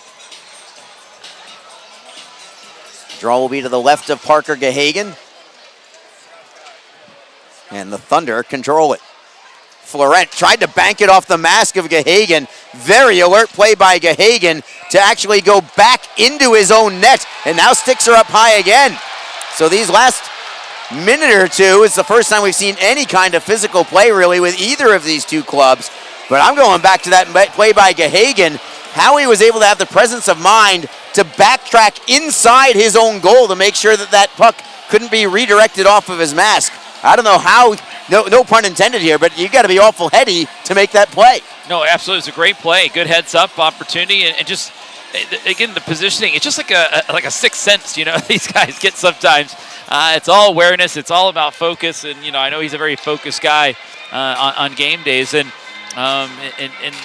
when he's in goal there. So I think that really helped him in that situation. But you're right, he was backing up just to make certain it didn't cross, but then also making himself as wide as possible while also just kind of getting the glove in the right spot there too. So well played. And again, I've been impressed with him here today. You know, the Icemen, we talked about in the podcast earlier this week, the Icemen have the luxury of 3 fantastic goaltenders, and a lot of teams would like to have that situation. The Icemen have a trio. Jacksonville nearly had that puck go in off a skate into their own net. We've got a fight behind the play. Is it Yeamans pounding away at Jeff Taylor? It was Brandon Yeamans pounding away at Jeff Taylor. I wonder what we're going to have for penalties here. Taylor never took his gloves off. Yeamans sure did, and he made the most of his fists. And he's got this crowd riled up at the moment. They were kind of whacking at one another back behind the play, and the Adirondack coach, MacArthur, he is not happy with how this played out, but the two of them are kind of jousting. Yeamans wanted to go. At first, it looked like Taylor kind of wanted to go, kind of shook his gloves. Yeamans shook his gloves, and then Taylor changed his mind. Then Yeamans just kind of dropped the gloves, and when they started pushing and shoving. The thing here that's going to be interesting is Taylor did come back after Yeamans when Yeamans threw the gloves off almost. So it's almost like he really wanted to be a participant, but then when Yeamans really got the punches going, Taylor just kind of hung on there. And so we'll be interesting to see how they call this. It's going to look like Yeamans was definitely the aggressor, but Taylor didn't really skate away. He turned back into Yeamans a little bit there, and then Yeamans dropped the gloves and brought him down. So it'd be interesting to see what they put on the board here. I'm interested to see who goes in the box for Adirondack. I don't think Taylor is in there right now. No, it looked like he went down the tunnel. I don't know if he... Oh, maybe he took an extra, couple of shots to the face and needs a little medical attention. That could be. I think that's the case. I don't see the trainer there either. So I think, he went down the tunnel. He was okay. Oh, Adirondack player is absolutely furious at referee Jake Jackson. And the referee's telling him, you're gone. And Weller is going to make his way. There goes the stick, and he then throws it right at the linesman at Tandem Wyonzik. Wow. A 5-star nutty there from Sean Weller. Blew a gasket. And I was just going to say, he was up on the look-alike cam last night for the logo. Of course, the Adirondack logo is the Viking with the red beard, and he's got a wonderful red beard himself. But Jerry West, the NBA logo, well, you got Sean Weller. Is the Adirondack He's the logo for Adirondack. But yeah, he was furious. I think he was just mad. He was there by the officials basically to make certain that the officials get this whole Yeamans-Taylor skirmish. And I don't think he liked what he heard. Obviously, he's the captain of the team, and did not like that it was just going to be a 2-minute penalty, Yeamans. I understand where visually it looks like Yeamans was the guy that was just all on the attack, all aggressor. Taylor still had his gloves on. Yeamans had his off, threw a couple punches when he was down. But the fact that I think they got it right here, Taylor did turn back at Yeamans. He had plenty of opportunity to skate away. He didn't, so when Taylor turned back, even though he kept his gloves on, he became an active participant to a degree. He became a participant. Yes, Yeamans kind of went the extra way with it, which is why he's getting the extra penalty, the only 2-minute penalty. But I think Pete MacArthur here, the head coach, and of course, obviously, Sean Weller, I think they were hoping this would have been a 5-minute major and be done with it, but I don't think that would have been the right call in this case. Here's your penalties from Joe Massa. 2 minutes for roughing to Adirondack number 63, Sean Weller. A game misconduct for abuse of officials. To Jacksonville number 92, Brandon Yeamans. A double minor for high sticking. Time of the penalty, 7 minutes, 43 seconds. For high sticking? Adirondack penalty. Well, maybe that's why Weller was so mad. I guess I can't blame him. You're going to call a high stick on that. That was not high sticking, obviously. Hey. It was definitely a rough and a pretty good one there as well. But I'll tell you, that was interesting situation there. And how about that? Adirondack trying to lobby for a 5-minute major. They end up losing their captain, Weller, for the rest of the game out of the whole deal.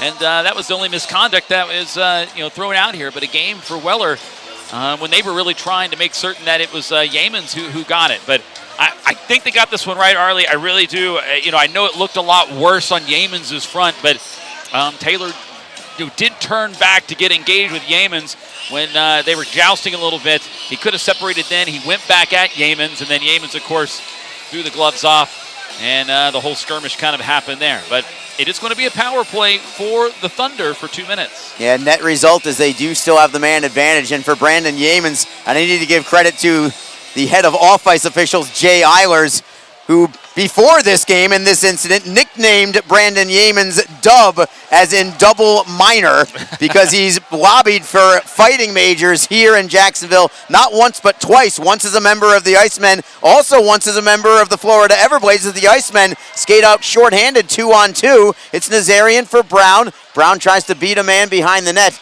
Tries to work it away from another player in long, but he can't get it free. Anyway, the moral of the story is Yeamans, now including this one, pounding away at Jeff Taylor, has 3 incidents here where he could have easily gotten a fighting major, and he just can't seem to get one. Yeah. So again, for the 3rd time, it's a double minor, so Dub lives on for Brandon Yeamans. I think you're right, appropriately named right now. The guy can't buy a fighting major here. Let's get a campaign going. Let's get Dub a 5-minute major. Let's go. It is a power play still for Adirondack. Shot on net, blocker save made by Gahagan. Still 1:02 to go on this power play. The first minute of this penalty has been killed very well by Jacksonville. The Thunder get it back. Fanning on the pass attempt and then taking a shot, and Gahagan makes a save off of Colin Long. Adirondack gets it back, however. It is Harper, bottom of the circle for Grasso. Up high it comes. It is Long, top of the right circle. Defended by Harris. Plays it underneath, centering pass deflected away and out to center ice by Jacksonville. 36 seconds to go on the power play. A very quick line change here from the Icemen, and Adirondack helps them out with Matt Steve going all the way back behind his own net. Yeah, good rush there. Good puck movement by Adirondack. They had a chance to get a good shot off in a good lane. They just fanned on that opportunity, and the Icemen dodged a bullet. Adirondack right back into the zone. 16 seconds on the power play. Chukarov, center point, loses the handle, and it's going to be looking for a penalty. They're not going to call the penalty now. Finally, they do. Chukarov is going to be called for interference. That hand could have come up about 3 seconds earlier from Jake Jackson. Finally, Chukarov left him with absolutely no choice whatsoever but to call it. And I would actually say it's a smart penalty by Adirondack. It's either interfere with him or it's a breakaway for Nazarian. Yeah, that's it. I mean, it would have been Nazarian the other way. That's actually probably one of those smart penalties, as they say, by Chukarov there. I didn't think they were going to call it at first. It was pretty obvious. Chukarov had given up on the puck. It was going to be all body that time and clutching. And he continued to do it, and then they did call the penalty here, and they got that one right. And it comes with 7 seconds left in the Yeamans penalty, so the Icemen will get a pretty lengthy power play of 1:53 here. The Icemen fortunate to be able to put a man in the penalty box here because they didn't have anyone to cover for Brandon Yeamans' extra penalty. Yeah, it was a double minor. You're right. They didn't have anybody to join the play when the penalty ended. That would have been too bad there. They would have stayed shorthanded until a whistle. And it works out well here for the Icemen because Theocharis is a guy that would probably be on the power play. He can just jump right out and, get involved in this power play opportunity. And I'm sure that's why he's in there right now. Jacksonville wins the draw. Harris in the slot to the left. And he looked to go pass instead of shot. He could have been better off taking the shot instead. Adirondack clears to center ice. Jacksonville on the power play. Their first one tonight. 10th in the league with the man advantage at 22%. Adirondack's penalty kill exceptional. Third in the ECHL at 83.2%. Jacksonville's into the zone. They're onside. Nazarian, who has the team's goal this evening, tries to play it up high. Picked off by Adirondack. Cleared out. Is this going to be delay of game? The Icemen certainly want it to be that way. What are they going to call? Did it go over the Jacksonville bench? That's what the question is. And I guess two questions. Did it go over the bench? And it did, and it is a delay of game. The other question was, did Jacksonville deflect the puck? And they did not. So what an opportunity here for Jacksonville. Adirondack's Shane Harper goes into the box for delay of game. It's a two-man advantage for the Icemen for a minute 26. In a weekend where goals have been tough to come by, this is as golden an opportunity as you're going to get. Yeah, they really need to convert here. Jacksonville does. A minute 26 of 5-on-3 in a tie game. We're at the halfway point of regulation. This is an opportunity for Jacksonville to try to seize control of this game here, at least at this point. Jacksonville won the face-off, but they have to drop the puck again. I think they need to add a second on the Chukarov penalty, and they do. Christopher Brown on the draw. Adirondack wins it. Steve looks to clear, but it's held in at the line. Well done by Lynch, taking it off the glass right into his chest to hold it in the zone. It is Brown, right side, playing it to the goal line extended. Panetta, left circle. Back for Brown. For Harris again. Jacksonville looking for just the right opportunity here. Harris comes all the way to the top of the blue line. A one-timer. Save is made. Rebound behind the net. Centering pass. It is Harris. Curls away from a man. Feeds it for Brown at the left circle. Down low it is Lynch. Into the slot. Panetta, right side. One-timer. Great save made by Hertz, his best of the night. Adirondack is able to clear it out. 46 seconds to go on the 5-on-3. Icemen have it deep in their own zone. Steve, I think, took a stick to the face as he was diving to clear it out. Jacksonville right back into the zone. Clean entry in. 33 seconds left on the two-man advantage. It is Lynch for Brown at the circle. Panetta, 50 feet away from net. Back for Brown in the high slot. Goes to Harris into the corner. Harris off the end boards for Lynch. Harris gets it back for Brown. One-timer. Blocked in front. Lynch looks to center. It goes back to Panetta at the circle. 13 seconds left on the two-man advantage. Brown, centering feed, stolen and cleared by Adirondack. Excellent play by Patrick Grasso. Gahagan feeds it all the way to center ice. It is Panetta over the blue line.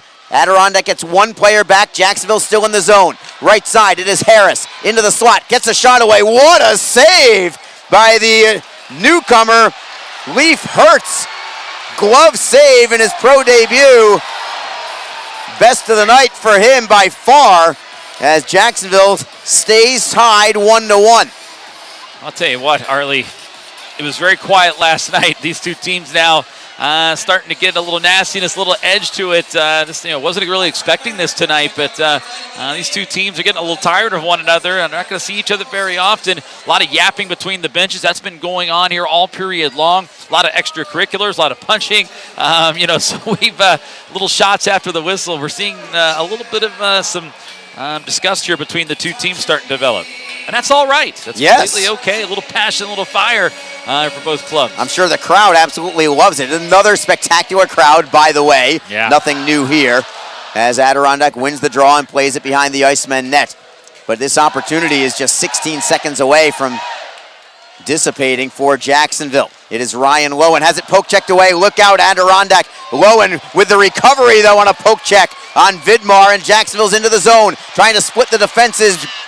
Brodzinski, the Icemen hold it in at the blue line. Teams are at 5-on-5. Theocharis, wrist shot over the crossbar. Karams all the way out to center, and there's Harper out of the box. One-on-one against Fortunato. Harper gets taken down, penalty coming, and it's going to be a power play now for Adirondack with 7:36 to go in the second period. So a swing in momentum from one direction to the other, a 1-1 hockey game, and this one's got some high entertainment value to it at this point. But we still are tied at 1. Adirondack to the power play when we come back. You're listening to Jacksonville Iceman Hockey.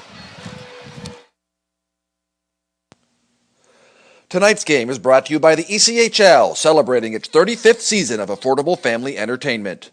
The ECHL would like to recognize the following league sponsors: AMI Graphics, exclusive signage provider; AthleticKnit, official jersey supplier; Barron Rings, official championship ring supplier; Bellevue University, official higher education partner; BFL Canada Insurance and Sutton Special Risk, sponsors of the 2023 ECHL Hall of Fame induction ceremony; Kraft 1861, exclusive CBD partner; Dash, official mobile auction platform; The Fairley Group, official commercial insurance provider; FanSaves, official digital couponing platform; Flow Sports, exclusive streaming provider; Howie's Hockey Tape, official hockey tape and lace provider; In Glasgow, exclusive puck provider; Miracle Fresh, official odor eliminator; and Warrior, exclusive on-ice equipment provider and title sponsor of the 2023 ECHL All-Star Classic. Catch all of the ECHL action live in high definition by logging on to flowhockey.tv. Third power play of the night for Adirondack in a 1-1 hockey game. Face off to the left of Parker Gahagan, the Thunder control. It is Harper. Seems like every time he's on the ice, the Thunder are an immediate threat. Seam pass deflected by Brown, not cleared, bouncing puck at the blue line. Bounces free for Jacksonville. Long outlet pass, comes free for Brown, delayed offside. He couldn't touch the puck. So Adirondack gets it back. It does work as well as a clear out. That was almost a perfect bounce going Christopher Brown's way. Yeah, just about a half stride off that time to avoid the delayed offside. Otherwise, it would have looped back to him for a perfect breakaway chance. Jacksonville looks to clear, and they do. Panetta doing the honors that time. Playing it all the way to center ice is Hertz. Works it free for Harper. Maybe a 2-on-1 developing, but Harper had the puck go off the toe of his stick on the shot. Jacksonville comes away with it, looking to clear out. Working it for Harris, not out of the zone, though. It is long.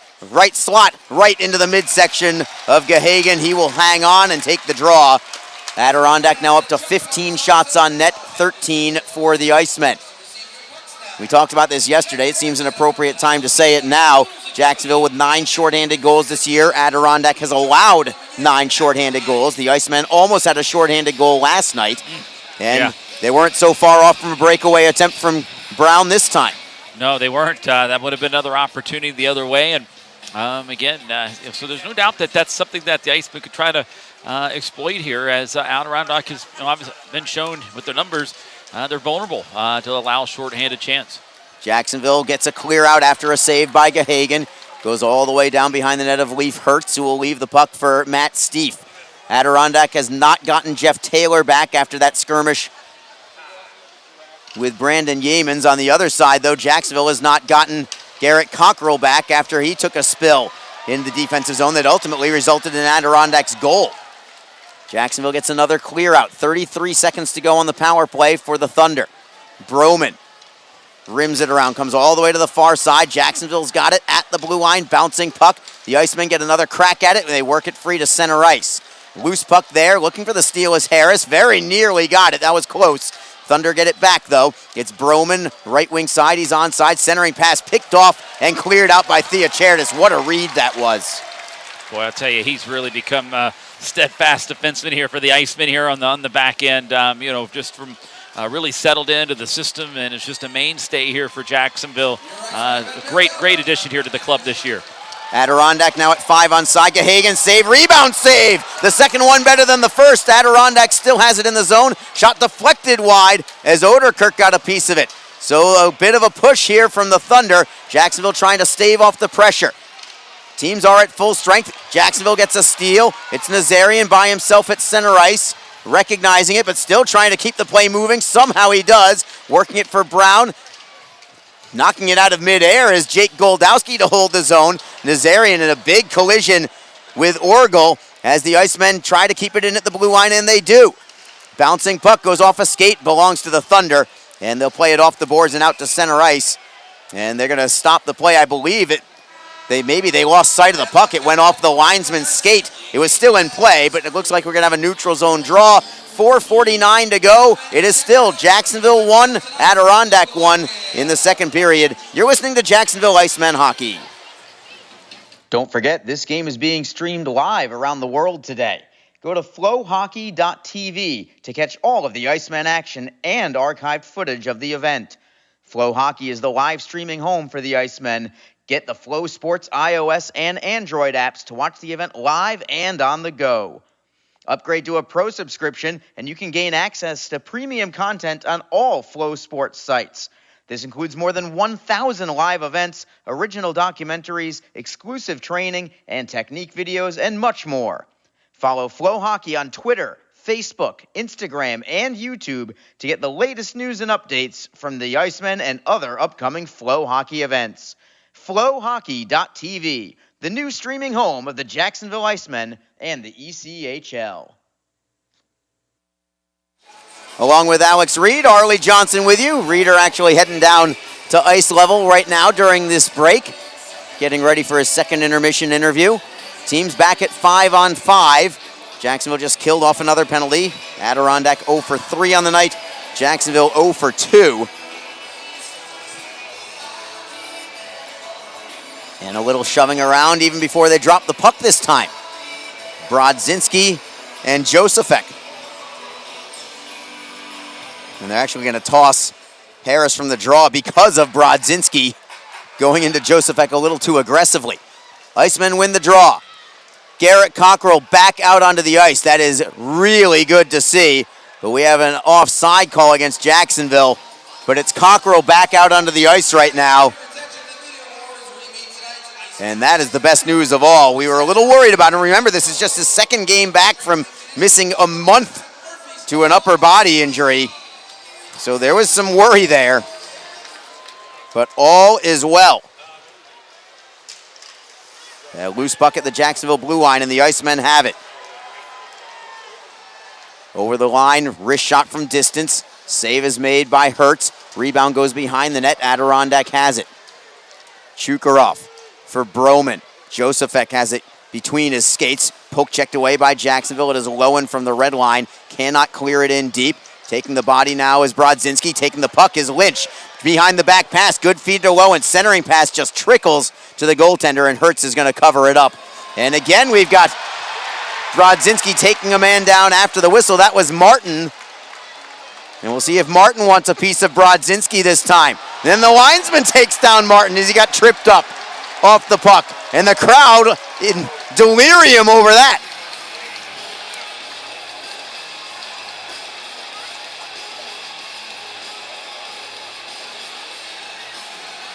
Don't think we'll have any penalties from this one, although you never know. It's getting close to a point where Jake Jackson has to kind of tighten the reins a little bit on these teams.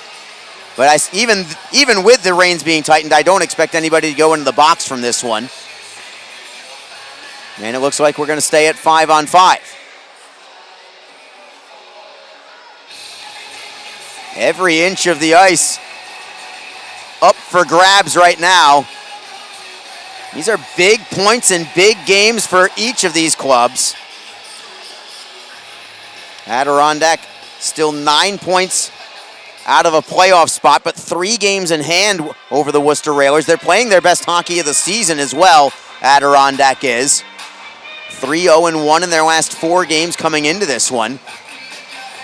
And the faceoff is won by the Icemen. Shot by Russell is blocked. Turnaround shot by Yeamans, also blocked by Adirondack. Yeamans gets it back, though. Finding the blue line for Russell. Kicked away by Adirondack and cleared out. They may have a 2-on-1. Grasso, right side. He'll take the shot. It goes wide to the short side.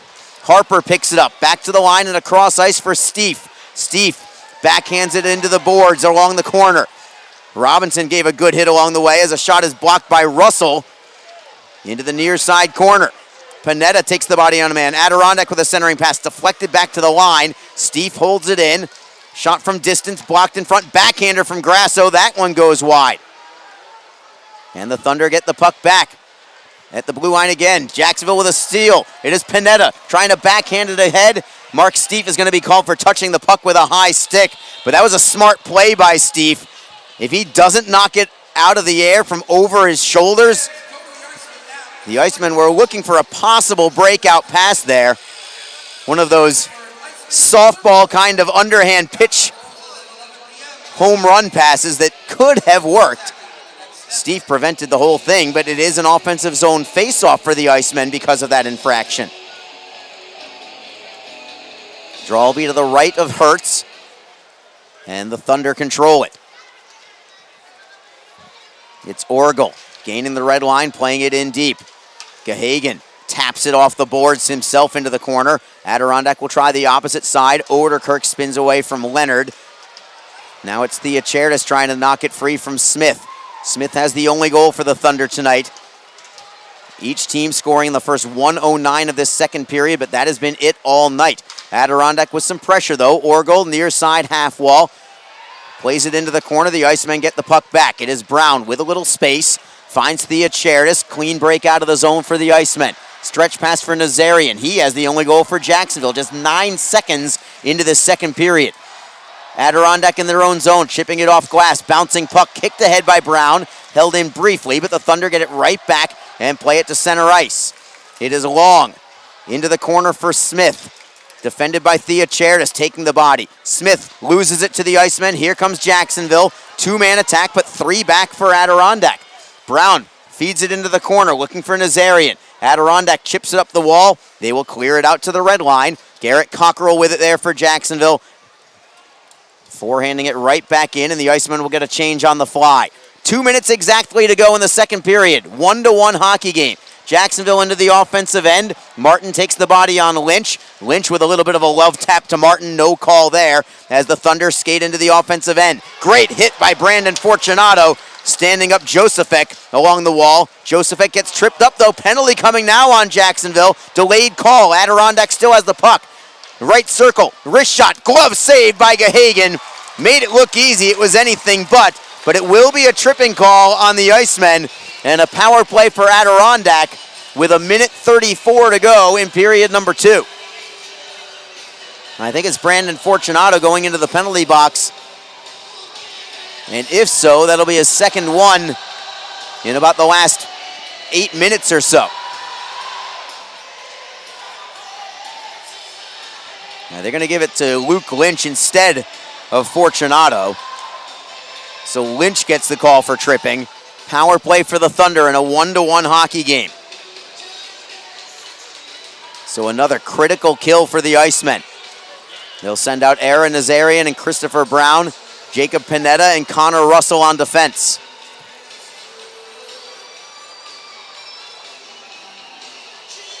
Brown on the faceoff. Colin Long opposing him for Adirondack.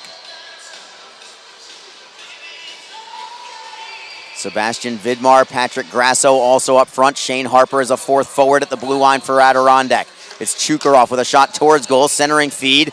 Goes to the opposite side. Jacksonville plays it out, and they have the puck. It's Nazarian, tries to beat a man, and does. Shorthanded bid. Score! A shorty for Aaron Nazarian! His second of the night! And he does damage to his own club yet again. 2-1 Icemen with 1:19 to go in the second. What an effort from number 22 in black.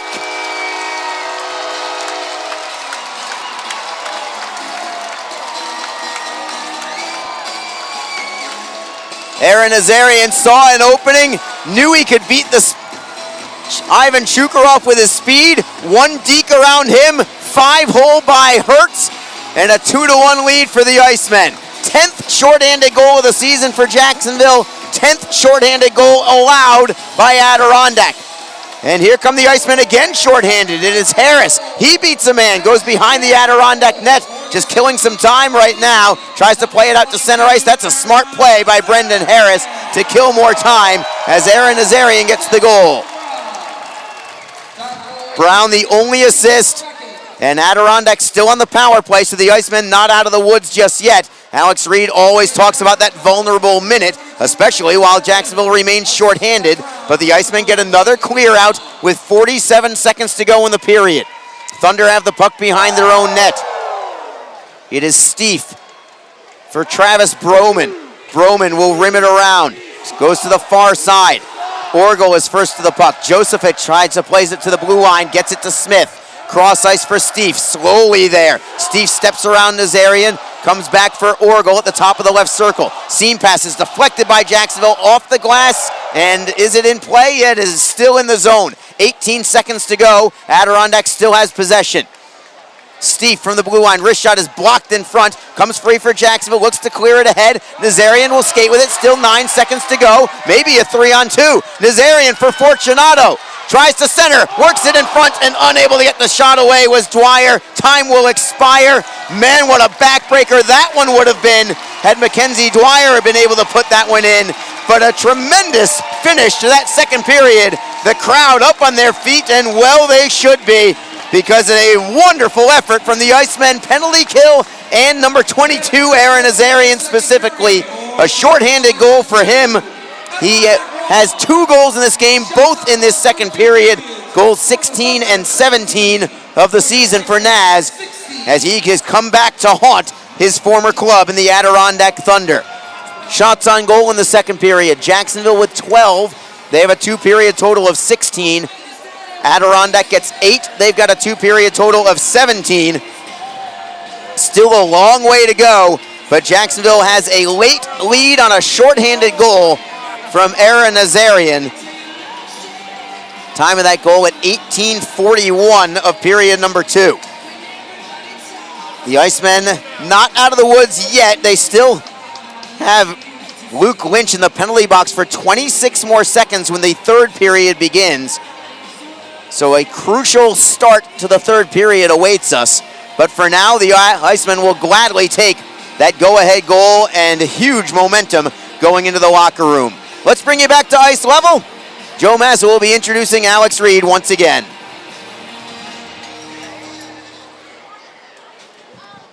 Alrighty, fans, once again, let's take it down to Alex Reed for our second period intermission report, presented by All Pro Heating and Air. All right, fans, here at Iceman forward, Brandon Yeamans, and you're mixing up a little bit there in that period, but this game right now, taking a little bit of an edge, getting a little feisty out there. Certainly the physical side between these two teams starting to show itself. Yeah, 100%. We got to keep foot on the pedal, get pucks on net, obviously, tighten up on the D zone, and we'll be good. Aaron Nazarian's got 2 goals here. Got that big goal there, the shorthanded goal towards the end of the period. What's that do for the guys heading into the locker room here for the heading into the third? We have a lead going into the third. Naz has stepped up, 2 big goals. We got to keep on it.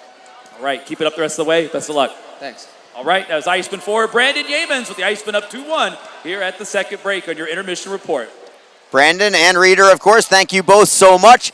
Big spark for the Icemen. Can it carry them to victory? Well, we've got 20 minutes left of hockey to find out. But a go-ahead goal shorthanded from Aaron Nazarian has the Icemen on top 2-1 after 2 periods of play. All the scoring in the second period after a scoreless first. Nazarian got his first goal of the game just 9 seconds into the second period, however. A tremendous inside-out move around former Iceman defenseman Jeff Taylor. Stepped around him like a turnstile, then worked his way to the forehand and got the Iceman on the board at the 9-second mark. Jake Goldowski, the only assist. That is his first point as a member of the ECHL. First ECHL point with the assist to Jake Goldowski on that goal for Aaron Nazarian. It did not take long, however, for Adirondack to respond. Exactly 60 seconds later, Ryan Smith converts on a 2-on-1 down low, set up by Patrick Grasso at 1:09 of the second period to tie things up at 1. The Icemen were in a bit of trouble late in the second period, shorthanded in the final 90 seconds of the period, but the Icemen instead convert shorthanded. Christopher Brown sets up Aaron Nazarian, who walked around defenseman Ivan Shukarov and sped past him, and then worked a forehand right through the legs of goaltender Leif Hertz for his second of the night, his 17th of the year. Christopher Brown, the only assist, shorthanded goal for Jacksonville at 18:41 of the second period. So Jacksonville on top by 2-1 after 1 period of play. We will take a break and return with your ECHL standings and an update at your scoreboard too. You are listening to Jacksonville Icemen Hockey on Mixlr and on flowhockey.tv. Tonight's game is brought to you by the ECHL, celebrating its 35th season of affordable family entertainment.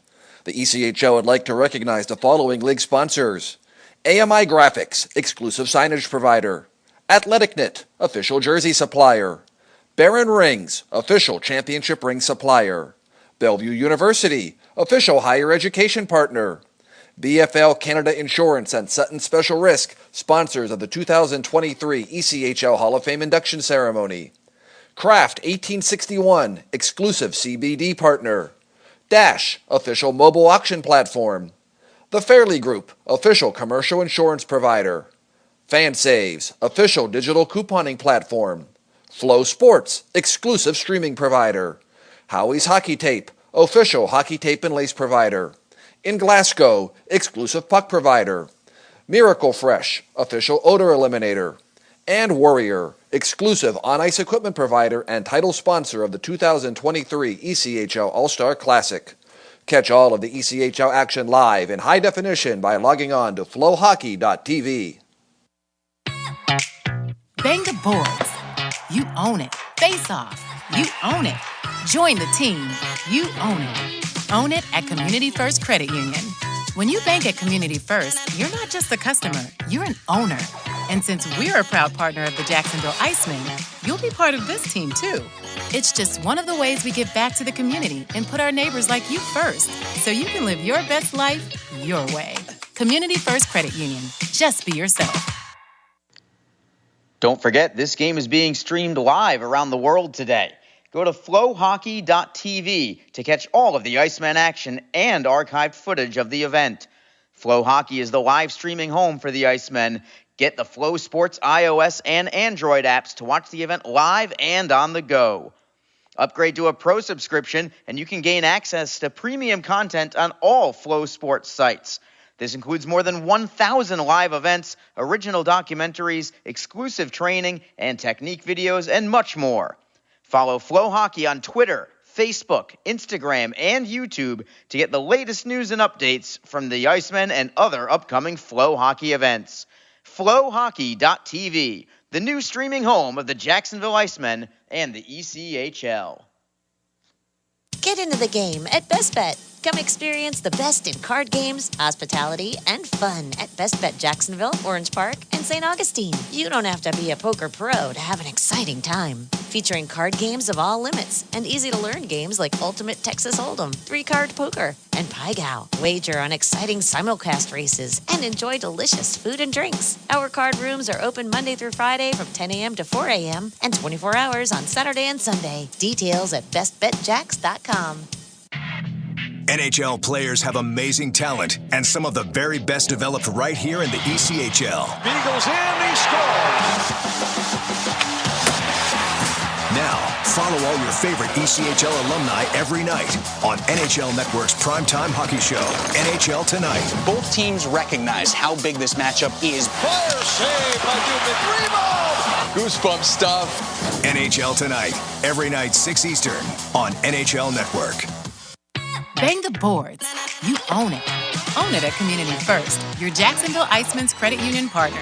Bank with us and join the team that puts our community and neighbors like you first. Community First Credit Union. Just be yourself. What is your role in the fight against cancer? The answer could be as simple as driving your car. For many cancer patients, getting to and from treatment is one of their toughest challenges. The American Cancer Society needs volunteer drivers to help provide transportation for people in your community. Through the gift of a lift in your car, you can help patients take one more step in the road to recovery. Get in the driver's seat in the fight against cancer. To find out more, call your American Cancer Society at 1-800-227-2345 or visit cancer.org. If you feel that passion is just the start, if you think practice is never over, if you believe speed limits are just for highways, and Saturday mornings aren't made for cartoons. If you try, fail, learn, laugh, repeat, compete, respect, and unite, then you belong on our team. Join now at team.ccmhockey.com. We are between periods 2 and 3 in downtown Jacksonville. Arlie Johnson with you, a barn burner right now as the Icemen have a 2-1 lead over the Adirondack Thunder. 20 minutes of hockey left. at least for third period action. Hopefully it is nothing more than those 20 minutes, and the Icemen come away with a victory. They're very good in a couple of situations. Jacksonville this year, when scoring first, 22-1 on the year. Also when leading after 2 periods, 21-0-1. Cannot ask for anything more than that. Both of those statistics apply for this one tonight, and we'll see if the Icemen can carry that to victory, maybe get an insurance goal. That certainly would be nice. As we look at the ECHL standings, Jacksonville still on top by 3 points, but over 3 different teams. It is Jacksonville with 70 points, but they have a 3-point advantage over the South Carolina Stingrays at 67, the Florida Everblades at 67, and the Greenville Swamp Rabbits also at 67 points. So it is going to be a dogfight all the way to the end. 19 games left in the regular season for the Icemen. That includes this one tonight. And looking at the ECHL scoreboard, see if we can find a final score from you from Charleston in just a moment.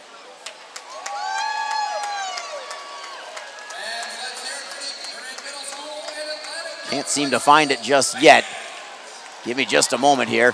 6-1, it is a final. So South Carolina wins. So let's update their standings. Now 69 points for South Carolina, and they are only 1 point behind the Icemen in the standings. Elsewhere on the scoreboard, the Florida Everblades have overcome a 1-0 deficit. They now lead Savannah.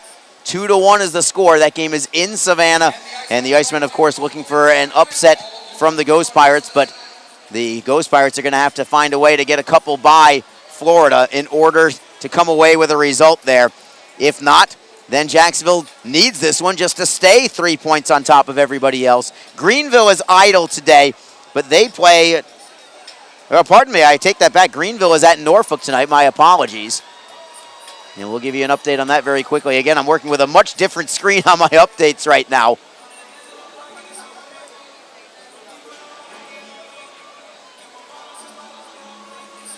Greenville, that game has already gone final. Greenville wins also.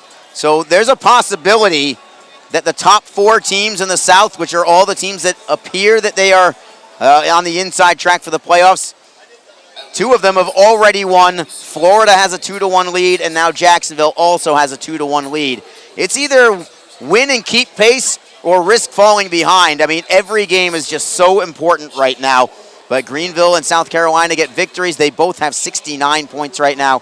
The Icemen desperately trying to hang on to this one with a 2-1 advantage, trying to keep a 3-point cushion in first place. Remember, there are a couple of games tomorrow as well that matter. The Florida Everblades play tomorrow at Savannah, and the South Carolina Stingrays host Orlando tomorrow. By the time that those games are over, by the time that the end of the weekend hits Sunday evening, then all 4 teams in the South, the top 4 teams, will have all played the exact same amount of games. So there will be no games in hand. All 4 teams in the top 4 in the South will have played 54 games as of tomorrow night. They will all have 18 games remaining, and it's going to be so much fun watching things develop in the final 6 weeks or so of the regular season. Don't forget, the trade deadline is also coming up fairly soon in the ECHL. That is going to be on Thursday, March 16th, so it is not far away. That is a week from Thursday, and we'll see if the Icemen make any moves. Tough to do for Jacksonville to make moves, not necessarily because they don't want to, but really because of how their injury situation is hamstringing them right now, with 6 guys on the injured reserve list, trying to get healthy bodies back. Not so easy to do. You have to give up something to get something oftentimes. You can use future considerations, but it is not so easy, certainly not as easy to pull off a trade as you might think that it is. You need 2 to tango. You need some assets out there as well, and sometimes maybe some of the assets that the Icemen might have, they might not be able to use because Jacksonville has so many players on the injured list. But Nick Luca will certainly work the phones, no doubt about it, over the next 10 to 12 days or so, and we'll see if they come away with a extra guy on their roster. And don't forget, this is also the time of year where people around the league start signing new players that are rookies, guys that finish off Canadian university hockey, players that finish off American university hockey. The regular season around the NCAA Division I hockey is ending tonight, and playoffs will begin this upcoming week across the country for NCAA hockey. And then you're talking about junior seasons ending in the not-too-distant future also. Will Jacksonville be able to find a guy or two there? Well, you hope so. Will they? Hard to say. It's not so easy. Once again, you got to have the right connections. You got to find the right guys. A lot of these guys are looking for American Hockey League deals as opposed to East Coast Hockey League deals. So that's just a little bit of the inner workings for any ECHL club, not just Jacksonville, but any club, and what they are up against in this time of year, the final week or two going into the trade deadline and the final 6 weeks or so of the regular season. One thing is for sure, it is beyond exciting to see what's going to happen for this Icemen club with a 3-point advantage right now over 3 separate teams going into tonight's affairs. Greenville and South Carolina have already won. Jacksonville will look to do the exact same thing. We will take a break and return again in just a moment. We will have the start of your third period. Remember, Jacksonville shorthanded for 26 more seconds when the third period begins. But they do have the lead. It's 2-1. Jacksonville over top of the Adirondack Thunder. You're listening to Jacksonville Icemen Hockey. Tonight's game is brought to you by the ECHL, celebrating its 35th season of affordable family entertainment. The ECHL would like to recognize the following league sponsors: AMI Graphics, exclusive signage provider; AthleticNet, official jersey supplier; Barron Rings, official championship ring supplier; Bellevue University, official higher education partner; BFL Canada Insurance and Sutton Special Risk, sponsors of the 2023 ECHL Hall of Fame induction ceremony; Kraft 1861, exclusive CBD partner; Dash, official mobile auction platform; The Fairley Group, official commercial insurance provider; FanSaves, official digital couponing platform; Flow Sports, exclusive streaming provider; Howie's Hockey Tape, official hockey tape and lace provider; In Glasgow, exclusive puck provider; Miracle Fresh, official odor eliminator; and Warrior, exclusive on-ice equipment provider and title sponsor of the 2023 ECHL All-Star Classic. Catch all of the ECHL action live in high definition by logging on to flowhockey.tv. Bang the boards. You own it. Face off. You own it. Join the team.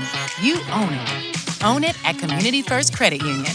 When you bank at Community First, you're not just a customer, you're an owner. And since we're a proud partner of the Jacksonville Icemen, you'll be part of this team too. It's just one of the ways we give back to the community and put our neighbors like you first, so you can live your best life your way. Community First Credit Union. Just be yourself. Don't forget, this game is being streamed live around the world today. Go to flowhockey.tv to catch all of the Icemen action and archived footage of the event. Flow Hockey is the live streaming home for the Icemen. Get the Flow Sports iOS and Android apps to watch the event live and on the go. Upgrade to a pro subscription and you can gain access to premium content on all Flow Sports sites. This includes more than 1,000 live events, original documentaries, exclusive training and technique videos, and much more. Follow Flow Hockey on Twitter, Facebook, Instagram, and YouTube to get the latest news and updates from the Icemen and other upcoming Flow Hockey events. Flowhockey.tv, the new streaming home of the Jacksonville Icemen and the ECHL. Get into the game at Best Bet. Come experience the best in card games, hospitality, and fun at Best Bet Jacksonville, Orange Park, and St. Augustine. You don't have to be a poker pro to have an exciting time. Featuring card games of all limits and easy-to-learn games like Ultimate Texas Hold'em, 3-card poker, and Pai Gow. Wager on exciting simulcast races and enjoy delicious food and drinks. Our card rooms are open Monday through Friday from 10 a.m. to 4 a.m. and 24 hours on Saturday and Sunday. Details at bestbetjacks.com. NHL players have amazing talent, and some of the very best developed right here in the ECHL. Beagles in, he scores! Now, follow all your favorite ECHL alumni every night on NHL Network's primetime hockey show, NHL Tonight. Both teams recognize how big this matchup is. Fire save by Newman. Rebound! Goosebump stuff. NHL Tonight, every night 6 Eastern on NHL Network. Bang the boards. You own it. Own it at Community First, your Jacksonville Icemen's credit union partner.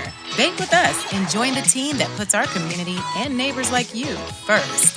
Community First Credit Union. Just be yourself. What is your role in the fight against cancer? The answer could be as simple as driving your car. For many cancer patients, getting to and from treatment is one of their toughest challenges. The American Cancer Society needs volunteer drivers to help provide transportation for people in your community. Through the gift of a lift in your car, you can help patients take one more step in the road to recovery. Get in the driver's seat in the fight against cancer. To find out more, call your American Cancer Society at 1-800-227-2345 or visit cancer.org. If you feel that passion is just the start, if you think practice is never over, if you believe speed limits are just for highways, and Saturday mornings aren't made for cartoons, if you try, fail, learn, laugh, repeat, compete, respect, and unite, then you belong on our team. Join now at team.ccmhockey.com. Third period, just about time to start a riot.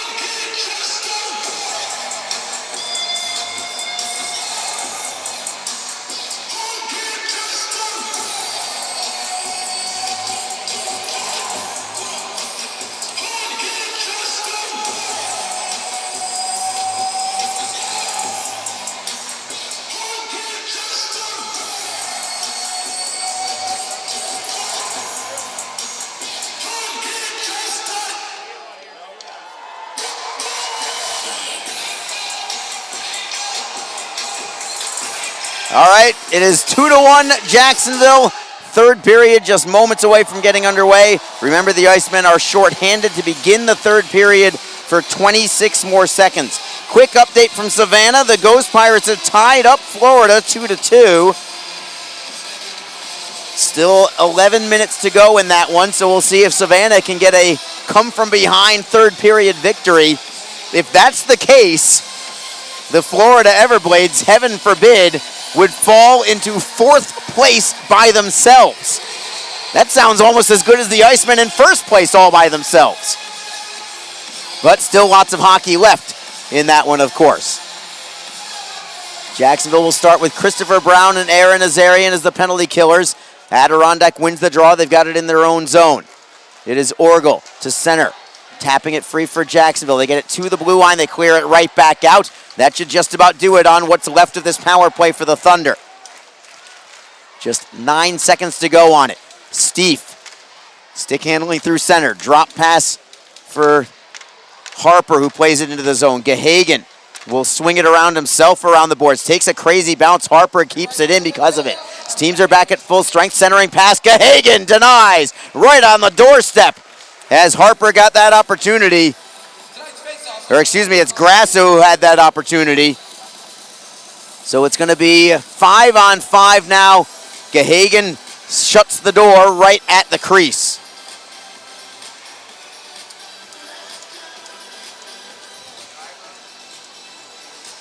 Draw will be to the left side of Parker Gahagan. Lynch on the faceoff for Jacksonville. Travis Broman for Adirondack gets tossed, so Brady Florent is going to have to come in for it instead. And Lynch wins it into the corner.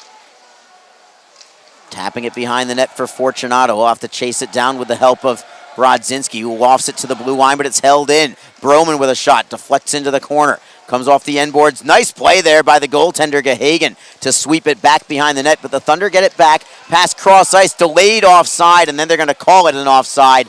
Chukarov couldn't hold it in. That pass wasn't good enough line to line, so they'll drop it outside the blue line. Still in the opening minute of period number 3. Jacksonville on top 2-1.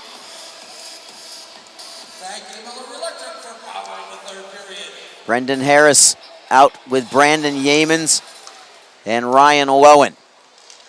Lowen from the red line snaps it in cross corner. Yeamans gives chase. He has definitely had an impact in this game. For Lowen in the left wing corner. Loses it to Broman. Joseph comes through center ice. Plays it off the boards behind the Jacksonville net. Fortunato first to it. Rimming it around the right side. Hustling for it as Yeamans can't get there. Blocked in front. Another block from Jacksonville. Fortunato was able to get the second block. Finally, they play it off the boards and out to center. Good hit by Yeamans. on Colin Long as Letourneau takes it back into the offensive end for Adirondack. Centering pass goes off a leg, ends up behind the net, and the Icemen come away with it. Good, strong defense here from the Icemen. It's Mackenzie Dwyer to the left side for Theocharidis. He's got time and space to carry out of the zone. Theocharidis doing it himself for Nazarian onside, already with 2 goals tonight is Aaron Nazarian. Theocharidis at the near side half wall. Down low for Nazarian, power move, forehand, score! Hat trick for Aaron Nazarian! Already with 1 over the glass as Aaron Nazarian has the hat trick for Jacksonville, 3-1 Icemen. And what a night for Aaron Nazarian as the hats continue to pile over the ice. You just had the feeling Aaron Nazarian was going to get it done tonight. The way he's been playing, driving to the net. A couple of those goals have just been, that he's had today, has been just perfect. You know, just driving down low. That's where he gets it done, Arlie. We talk about it all the time. And there's very few players that are as good as Aaron Nazarian in the corners, down low in front of the net in those hard areas. And he gets rewarded for it there. And what an opportunity, what a move. The return pass from Theocharidis, and then bring it right back in front there and stuffing it home is Aaron Nazarian, getting his 3rd of the game. And the Hats continue to fly onto the ice here. And here's Joe Massa. Goal of the game. His 18th goal of the season. Number 22, Aaron Nazarian. Assisted by number 23, Tim Theocharidis. And number 5, Mackenzie Dwyer. Time of the goal, 1 minute 57 seconds. Thank you, Joe. All 3 of these goals from Aaron Nazarian tonight exemplify the kind of player he is. Grit, hustle, effort, never say die attitude. I said earlier to the game, I had a hunch on Nazarian today. I said, I think he's going to have a multi-point night. I didn't think it was going to be a multi-goal night, but I did say multi-point. And here it is, a hat trick, even better. Gosh, he's just been on a roll here today, doing it the Aaron Nazarian way, down low in the corners and going hard to the net. So 3-1 Jacksonville. The big picture is that they've got a 2-goal cushion. Yeah. That's big. You know, get that goal early in the period. Now there's that breathing room here because this Adirondack club, their transition game's been pretty good here today. Icemen back in the offensive end, looking for another one. Goldowski couldn't redirect it on net. Brown will swing it around, back for Nazarian once more. Nazarian around the wall. Chukarov lost the handle. Brown tries to get it free from him. Brown couldn't get it away from a double team. Broman chips it off glass. It goes by Fortunato and back to the Icemen blue line. 3-1 Jacksonville. What a pivotal insurance goal. And have yourself a night, Aaron Nazarian. All 3 goals for Jacksonville as Brodzinski moves it cross ice. The Icemen are onside. Wrist shot by Robinson is blocked into the corner. Martin behind the net takes a big hit from Brodzinski, leveling him into the glass. And that allows the Icemen to continue on their forecheck. Lynch gets a piece of it. Getting it back again is Luke Lynch, spinning away from one man, taking it behind the Adirondack net. And the Icemen have really gotten a jump from that 3rd goal as Lynch plays it all the way to the blue line for Fortunato. Fortunato, good shift away from Josefek. All the way to the left side, plays it underneath. Comes to the near side corner after a couple of ricochets off the boards, and the Thunder finally work it out to center ice. Jacksonville with it from there. Lynch from center. Feeds it ahead for Brodzinski. He'll give chase, but Steve is there first. Another good body check by Brodzinski as the Icemen are bringing the physical play to this one now too. The Thunder wheel through center ice. Ryan Smith shot on net. Stopped by Gahagan, no rebound. What a start this is to this 3rd period. And what a game for Aaron Nazarian. The first hat trick on home ice this season. Only the 2nd all year for the Icemen. Brendan Harris had one in Greenville very early in the year. Yeah, it's great to get one on home ice because a few more hats make it onto the ice at home than it does on the road. But great to see Aaron Nazarian get rewarded here. And so far, I mean, hey, we got a lot of time left the way he's going here today. Who knows what he could put on here. But, again, you highlighted, though, that was a big goal there, again, for Jacksonville to get a 2-goal, a little bit of separation. And we'll see what they can do with it here and try to hold off Adirondack the rest of the way. We mentioned this in the pregame show as Jacksonville gets a steal. Theocharidis by himself gets a shot. It is blocked. The Icemen have lost a handful of games since early December, about 7 or 8 of them, but they have not lost 2 in a row in 36 consecutive games. That is exactly half a season. Wow. That was on the line again tonight. And here's Jacksonville with a tremendous effort late in the second period and into the third period as Gahagan makes another stop and hangs on. So this would be 37 consecutive games in a row if the Icemen can hang on for victory here. Still lots of time left. I don't want to get ahead of myself, but it gives you an idea of the kind of moxie that the Icemen have, that when they face adversity, it does not last. They erase it, they forget it, and it's on to the next game. They've been a good bounce-back team. You know, if they've had a down night or a night just didn't go their way, I've always thought they've responded well in the next game, and they've had that. It's been a better effort today. A lot more fire and, out of the club here tonight. A little bit of passion, and not that they didn't have it last night, but I guess what I mean is get a little bit more physical, a little bit more feisty, play a little bit more of an edge to their game here, and I think it really kind of helped fuel them here the rest of the way out. So, again, they're feeding off this. Another great crowd here at home. So the Icemen, as you said, they've responded well when they've had any kind of tough night or adversity. I'll give you one more stat when we get to our next whistle that goes back to this not losing 2 games in a row streak for Jacksonville. Icemen at center ice, and the Thunder pick it up at their own blue line. It is Grasso. This line has really been held in check tonight for the Thunder, and I'm sure that was a coaching point from Nick Luco going into this game tonight. But Adirondack does have it in the offensive zone. There's Grasso, denied by Gahagan. Maybe his best of the night as he flashes out the right pad to make that stop. Rebound for the Icemen. Here's Nazarian again, dropping it for Brown. Brown around the wall. Nazarian got a piece of it. Continues with the puck. He knocked it out of midair to keep control. Brown from the right circle, dropping it for Nazarian. Cross ice for Dwyer. Wrists it towards goal, deflected just wide. As Brodzinski got a piece of it, and the Thunder loft it high into the air and out to center ice. And a steal from Adirondack. Here they come, maybe a 3-on-2, but they'll just play it down low instead. I don't think they recognize the odd man rush there. Yeah, they didn't early. They had the rush. I don't think they saw the trailers coming in. They just dumped it deep and made it a dump and chase situation, so that was a good break for Jacksonville. Adirondack plays it in deep. Gahagan rims it around himself. The Thunder block it, but the Icemen get it right back.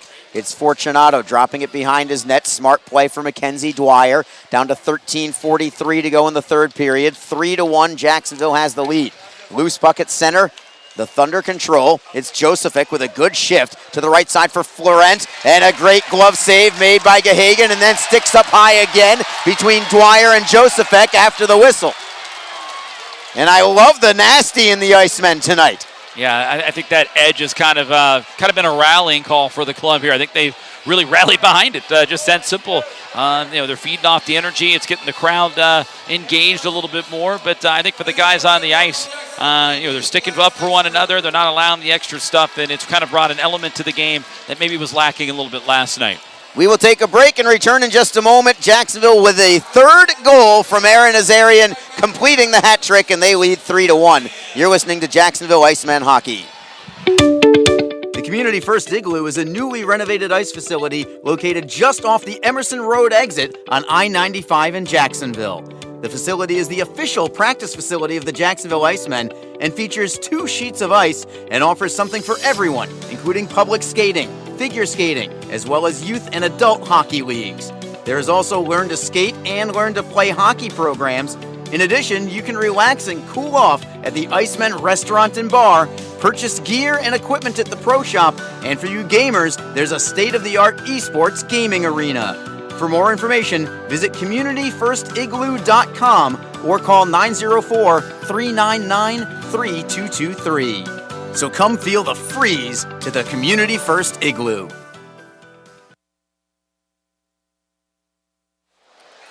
Three to 1 Jacksonville, 13:33 to go in the third period.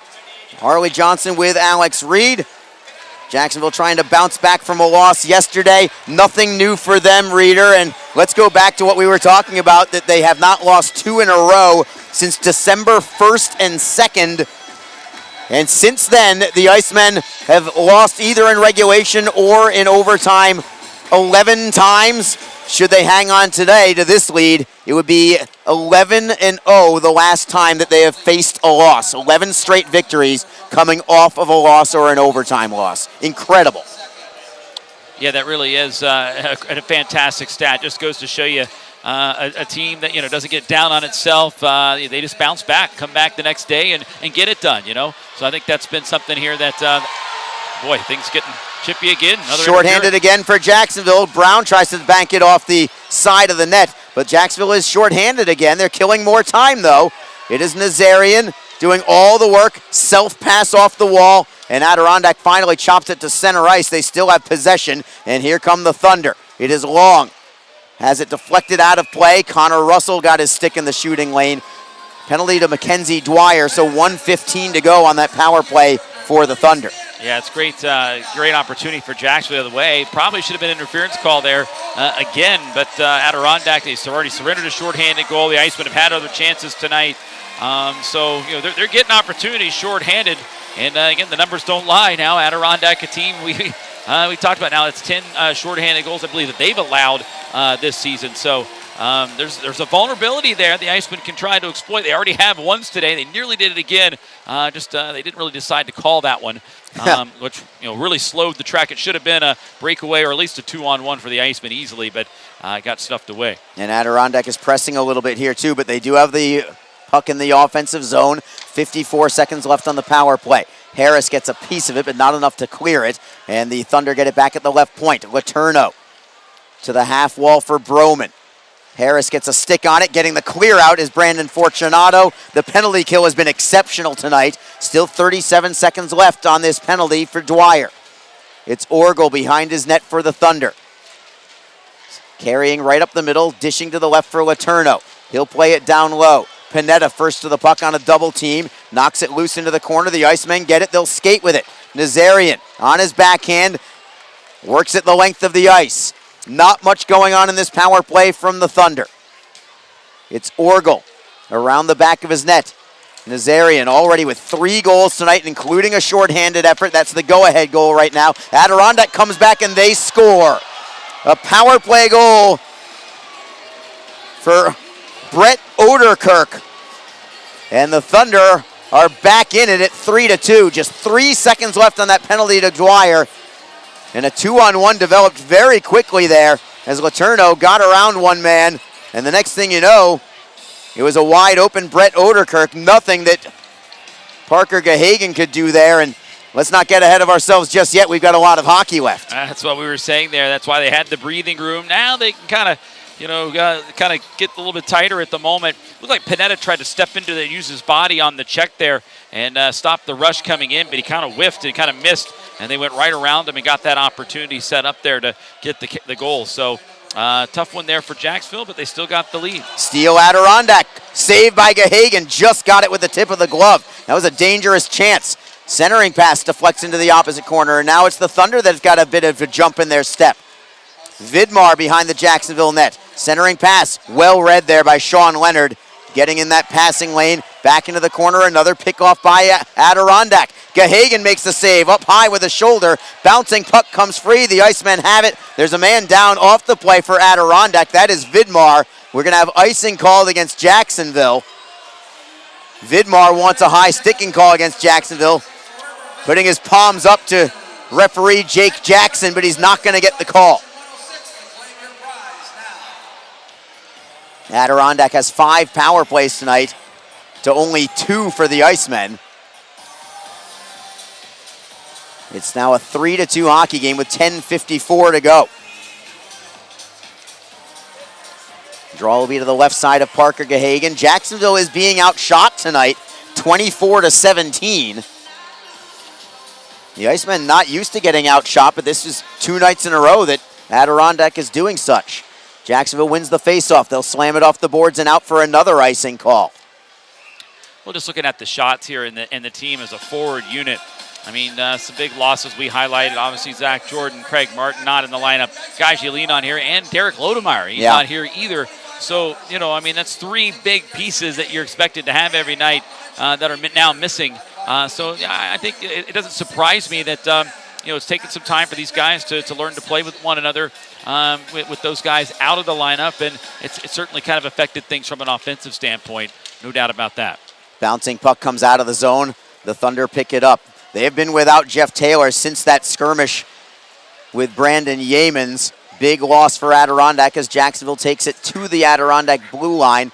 Tied up just about maybe 3 or 4 feet inside the line. And the Thunder finally pry it loose and get it into the Jacksonville end. Yeah, Go ahead, Rear. I'm sorry, Arlie. I was going to say, yeah, Taylor's night, I saw him down in street clothes there. So it looks like his night is definitely done here.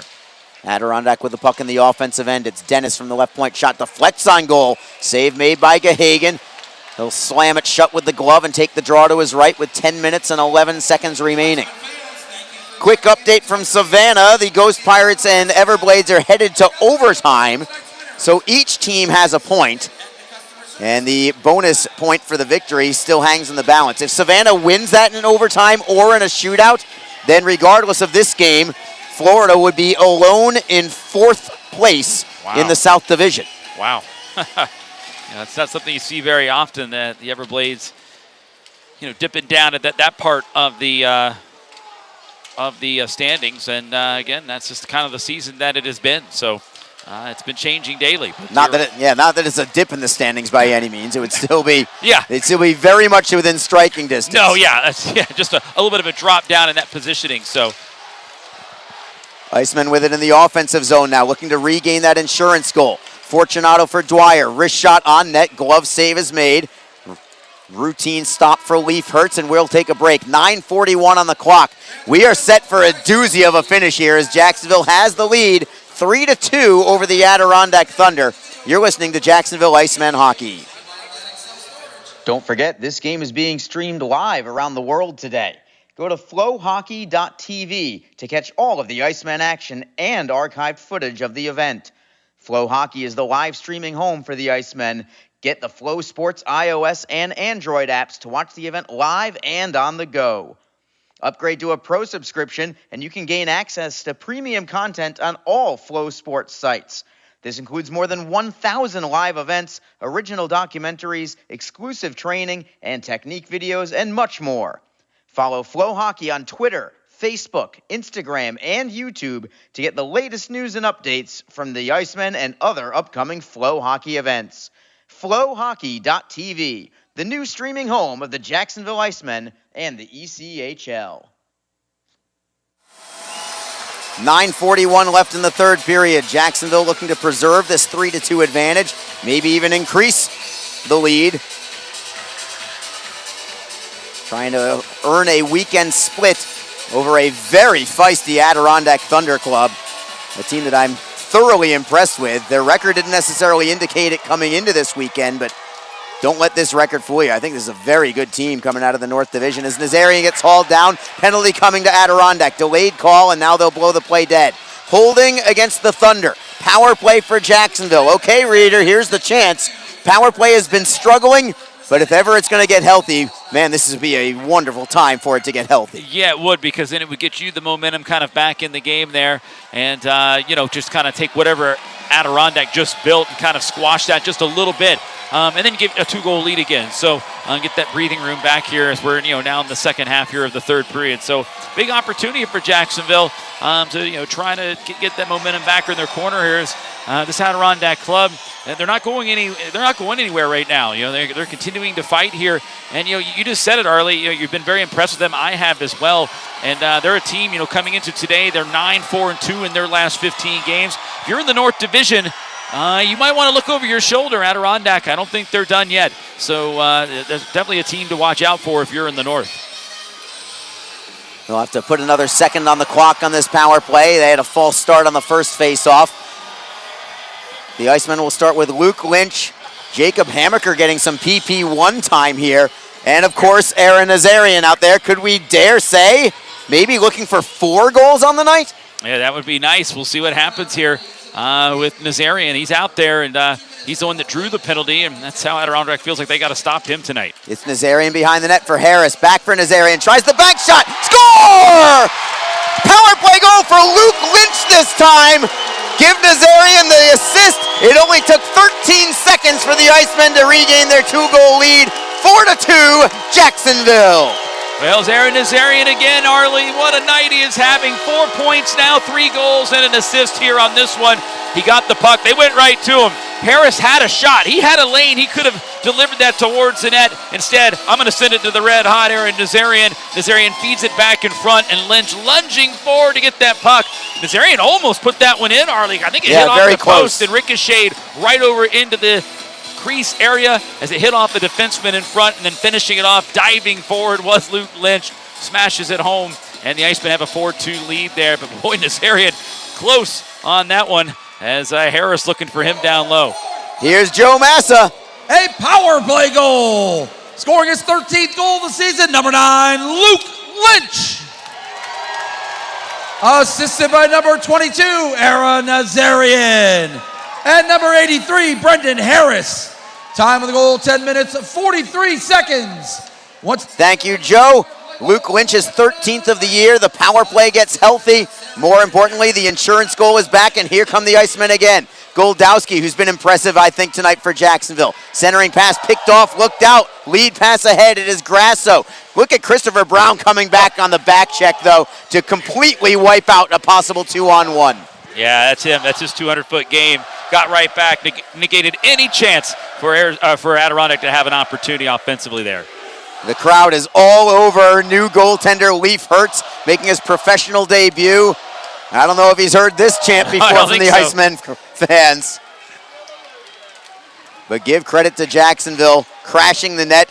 It's been Aaron Nazarian. Everything from really about 10 feet in is a shot from Adirondack, goes wide, and it caroms off the boards and all the way out. Nazarian had that one breakaway, shorthanded, but everything else has kind of been right on the doorstep. Yeah, that's I think that's pretty much been it. Just getting it down low, working to that area there. Again, Harris had a great lane to shoot there, Arlie. There was an opening for him. He's a great shooter, a guy that can definitely put the puck in the net, but I love that he tucked it down low there to Nazarian on that opportunity and let him do his thing, riding with the hot hand. And is it ever hot as the Thunder slam it in towards goal. Fortunato blocked it. Feeds it up the left side for Robinson. Robinson gets to center ice, cross ice look, and taken out of midair by Ryan Smith. Good play by the Thunder as Adirondack's into the zone. Oderkirk goes around one man, tries the wraparound. It's loose at the top of the crease, and Jacksonville just spins it away to the corner. Sean Leonard doing the honors there as Gahagan did his part to help out, and now it's Jacksonville in transition. Lynch on the backhand behind the Adirondack net. Works it free for Robinson. Brodzinski, far side. Cross ice look for Theocharidis. Great step around the man. Works it to the backhand, back behind the Adirondack net. Theocharidis works it back in front, turns to the forehand. His shot is blocked. What an effort there from Tim Theocharidis as Adirondack airmails it and ices the puck. Yeah, Theocharidis not a guy that's shy or will shy away from any opportunity to pinch up, activate, and take it into the down low area. And he does work some magic sometimes, and he likes to get involved in the offensive side of things. He's still responsible on the back end, but that time going down low, trying to get a shot off, just got blocked that time by some of those big blue liners. If you're watching on Flow Hockey, I cannot get enough. I believe it's Sam, the intern, if I'm not mistaken, who puts on the Donato's Pizza outfit and is into it. Yeah, he's electric, isn't he, when he comes to putting the pizza suit on and passing it out there to the fans. Great to see. I think he's borderline legendary with that mascot costume. Looks fantastic and does a great job. So, I mean, staff from top to bottom, always good for the Jacksonville Icemen. Everybody pulls the rope. Well, and the song, too, get out of your mind. Well, that's what he's doing in that promotion. There's no doubt about it when you watch the video. Hertz makes a routine glove save. Faceoff will be in the Thunder zone. 6:23 on the clock in period number 3. They are still in overtime in Savannah. And as soon as we have a final, we'll keep you apprised of that. See if Florida can remain in a 3-way tie with South Carolina and Greenville, or whether they'll slip 1 point behind them. Adirondack wins the draw in their zone. Good outlet pass to Grasso. He's got Dennis with him, gets it to the blue line. Broken up there by Jacksonville. Good check by Brown on Shane Harris. Brown tries to dig the puck free. It's tied up in the defensive zone for Jacksonville, but Brown does get it loose. The Icemen end up with it. Possible 3-on-2. Panetta's over the blue line. Adirondack does get a third man back. It is Harris trying to step around Vidmar. He'll rim it around. Good look for Nazarian at the near side. Nazarian unable to step around the man, but holding the zone is Fortunato. Nazarian gets it back for Harris. Nazarian in the right wing corner. Turns to his forehand. Leaves it for Harris at the half wall. Harris gives himself some space. Screen shot. And making the stop without a rebound is Hertz. As Nazarian, who else, was crashing the net. I was just going to say, who was right there for any rebound? It was Aaron Nazarian standing right at the top of the crease. If he goes, it's not an easy spot to go to. Some of these defensemen, especially for a guy his size, that doesn't matter to him. He goes hard in every shift there and goes to those tough spots.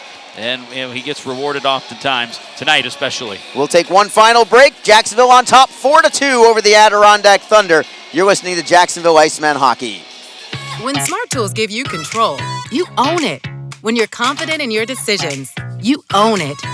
When you're sure someone's got your back, you own it.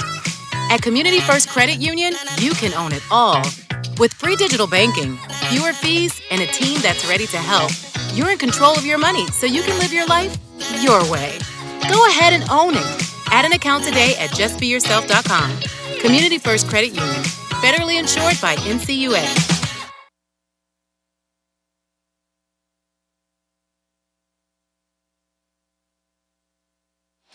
Along with Alex Reed, Arlie Johnson with you. 4-2, Jacksonville has the lead over the Adirondack Thunder.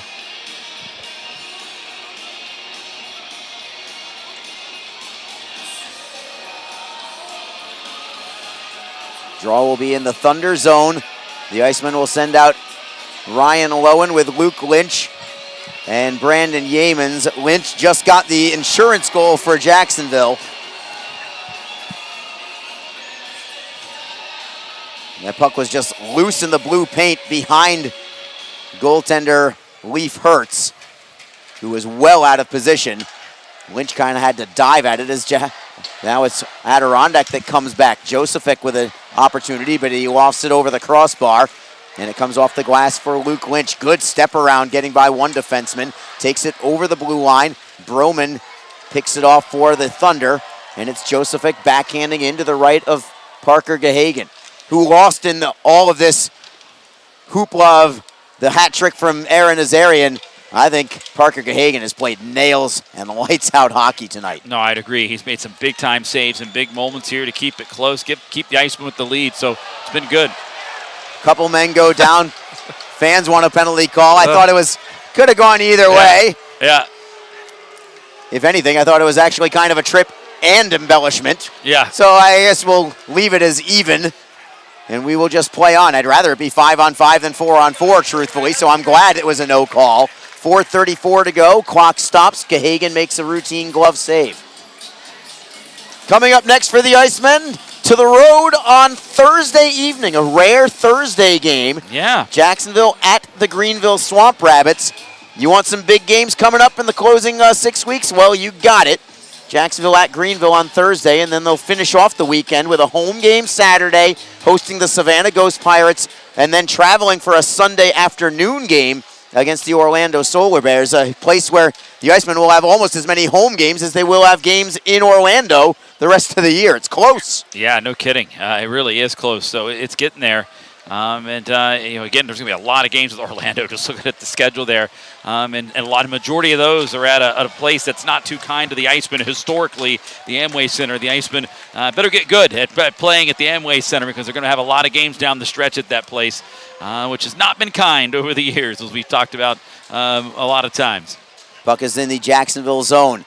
The Thunder are up to 30 shots on net now. Only 21 for Jacksonville, but it's been enough tonight, at least thus far, with 3:49 to go. Jacksonville chips it off glass safely out to center ice. The Icemen don't have to do anything fancy from this point. Just find a way to get the puck out of the zone, simple plays, and as we always say up here, get pucks deep. It's Fortunato off glass. At the blue line, is it over the blue line? Not yet, but Jacksonville still has possession. It's Brodzinski stick handling behind his net, feeding it for Fortunato.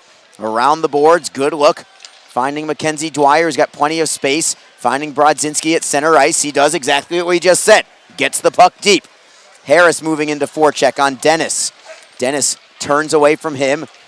Moves it to the near side for Oderkirk. It's Orgel losing the handle. Dwyer picks it up. Fortunato for Lynch. Back for Dwyer. Good look up the left side. Harris has a step. He overskated the puck. He couldn't get the shot on goal. He didn't handle it cleanly. And the Thunder come back with 2:49 left. They'll clear into the zone. There goes Hertz to the bench. So an early extra skater for Adirondack, but Jacksonville has the puck behind their own net with an empty net. They've got it at their own blue line. They play it safely to center ice, looking for the steal is Theocharidis, but he can't get his stick on the puck in order to take a shot. The Thunder get it back behind their own net. Adirondack has 6 skaters on the ice with an empty net behind them. The Thunder are onside with Letourneau. Flipping it towards goal. Gahagan gloves it. Playing it cautious. He'll take the face-off to his right. It looks like they are done with overtime in Savannah, and it's now on to a shootout between the Everblades and the Ghost Pirates. Well, we'll see. Ghost Pirates done a pretty good job here, and they've been picking up some points. You know, they haven't been winning all their games, but they've gotten some wins, but they're also getting some points in their losses here, so we'll see if they can come away on top in the shootout, and that'd be big for Jacksonville, South Carolina, some of these other teams now. Timeout called by the Thunder. 2:20 to go. Jacksonville has to finish the job here, up by a pair. They have been so good this year, like remarkably good, when scoring the first goal of the game and when leading after 2 periods. Reader, that again has happened tonight. Jacksonville 22-1 when scoring the first goal this year, 22-0-1 when leading after 2 periods of play, and they're just over 2 minutes away from adding to those numbers tonight. Let me correct myself, 21-0-1 when leading after 2. Yeah, I mean, just as impressive numbers, they really are. And even when they're on the flip side of it, their numbers are pretty good as far as when they're trailing going into the third. They've shown the ability to be able to come back and win, so especially on the road. But either way, those are great numbers. They know how to lock a game down once they get the lead. And that's how big that goal was for Aaron Nazarian, that shorthanded goal late. Not only did it give the guys a boost heading into the second break, but it gave the Icemen the lead. And Jacksonville, they're a team that plays well with the lead in that third period. Let's set the scene for you here. Jacksonville skating 5 against 6 right now. Adirondack has an empty net. Christopher Brown will take this important face-off. This would be a spot where maybe it would be Derek Lodermeyer normally, but again, he's on paternity leave. Congratulations, Loads and Grace, with your baby boy earlier this week. Adirondack wins the draw. It is Harper to the blue line for Grasso. Harper fans on the one-timer. Rebound loose in front. Comes back to Harper at the near side glass. Works it up high. Grasso to the right circle. Looking for Harper. Wrist shot goes over the crossbar. May have been deflected by Yeamans. Nazarian is out there also. Possibly a 4th goal for him if the Icemen can clear it out. Not yet, though. Adirondack still with possession. Puck is loose. Rolling towards the line. Held in by Grasso. And Adirondack still with some pressure. It is Harper. Left wing half wall. Steve cross ice for Grasso. Down to 1:42 to go in the game. Jacksonville leads by 2. Steve with a wrister deflects on goal. Save made by Gahagan. Rebound to the far side. It is loose. Panetta tries to knock it loose. It comes free to the Thunder. Harper at the blue line. Harper gets it back into the slot. Wrist shot goes wide of the net. Gahagan tried to glove it for a face-off. Couldn't do it. Adirondack still with possession. Seam pass for Vidmar from the blue line. Slap shot is blocked out to center. Brown hustles after it. He's going to win it. Brown to the empty net. And he puts it away. Christopher Brown's team-leading 21st goal of the season makes it 5-2. Appropriate that it's the same score right now that it was last night, and the Icemen have completely turned the tables. Well, I think Matt Steve got caught there, and he was trying to race back and negate any chance for Brown, but then he stumbled, and that was it. It was over at that point. Brown was able to get to the loose puck and walk in for that opportunity. Could have stood on his head to put that one home, and it was the go-ahead marker here to make it 5-2, just reversing the score, as you mentioned, Arlie, from last night. Should be an unassisted goal for Brown. His 21st of the year was just nothing more than a shot block and a foot race, and Steve couldn't win any race because he hurt himself on that play. So Brown is 21st at 18:53, and that is going to put this one on ice, and the Icemen will stay in first place by 3 points over both South Carolina and Greenville. And we can give you a very quick update. Savannah does win in a shootout over Florida 3-2. So you're looking at Jacksonville alone in first place. You're looking at Florida alone in fourth place, albeit by just a point, but fourth place is fourth place as Adirondack clears to the Jacksonville blue line. 30 seconds to go in the game. Brodzinski in ahead, looking for maybe one more for the Icemen. Brodzinski steps to the inside, can't get the shot away, and the Thunder clear out to center ice. Fortunato taps it back into the zone, 18 seconds to go. Adirondack with the puck in their own zone. Jacksonville, 11 straight victories coming off a loss or an overtime loss. As the Thunder are just going to let the clock tick away, and Jacksonville with a well-earned bounce-back victory tonight.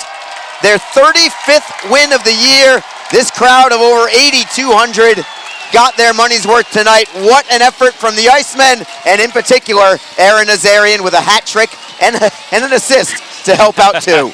A 4-point night for Aaron Nazarian. It's so interesting that he has a 4-point night against Jacksonville back in the year 2020 when he was a member of the Adirondack Thunder, and then he returns the favor here tonight as a member of the Jacksonville Icemen, one of the all-time leading scorers in Icemen history, as the Icemen, Aaron Nazarian has a 4-point night for his current club as well. But Jacksonville with a 5-2 victory here. They avenged the loss last night, handed to him by the Thunder, as things will play out here. And just watching a scene over on the Adirondack bench as Pete MacArthur, the head coach, doing a little bit of a mock clap here at the referees right now who are on the ice. This should be interesting. Now he gives the referee a double thumbs up, and I think he's just going to pick up a game misconduct or 20 minutes left here. But Peter MacArthur not happy with the officiating crew right now on how things played out tonight. He did the old mock clap there and then gave the double thumbs up there to the official. The official told him, get back in to your locker room. This one comes to an end. So Jacksonville picks up the 5-2 victory. They will maintain their top spot here in the division, and they'll gain some ground, actually a point, let's say, on the Florida Everblades, who just lost in a shootout to the Savannah Ghost Pirates. So a good night here for the Icemen as Jacksonville comes up with the big victory here today. And wasn't easy. And I'll tell you, if anyone up in Glens Falls listening to this broadcast, this Adirondack team, they are going to be a force here in the North Division. They continue to play the way they've been playing here. They've been playing very good hockey. They're in the 5th place in the North Division, and they will certainly be in a situation where they're going to be, teams ahead of them are going to have to look over their shoulder and not count them out. Number 5, Mackenzie Dwyer is your defensive player of the game. He had an assist tonight with a +1 rating and 2 shots on net. So he is your defensive player of the game. And now we'll get to the 3 stars with Joe Massa. 3 stars of the game. The number 3 star from your Jacksonville Icemen with a goal and 2 assists, the captain, Christopher Brown. Christopher Brown had the empty net goal and 2 assists to go along with his total. A 3-point night for Brown. It's not often you see a guy with 3 points as a number 3 star. That's the way it was here tonight. So,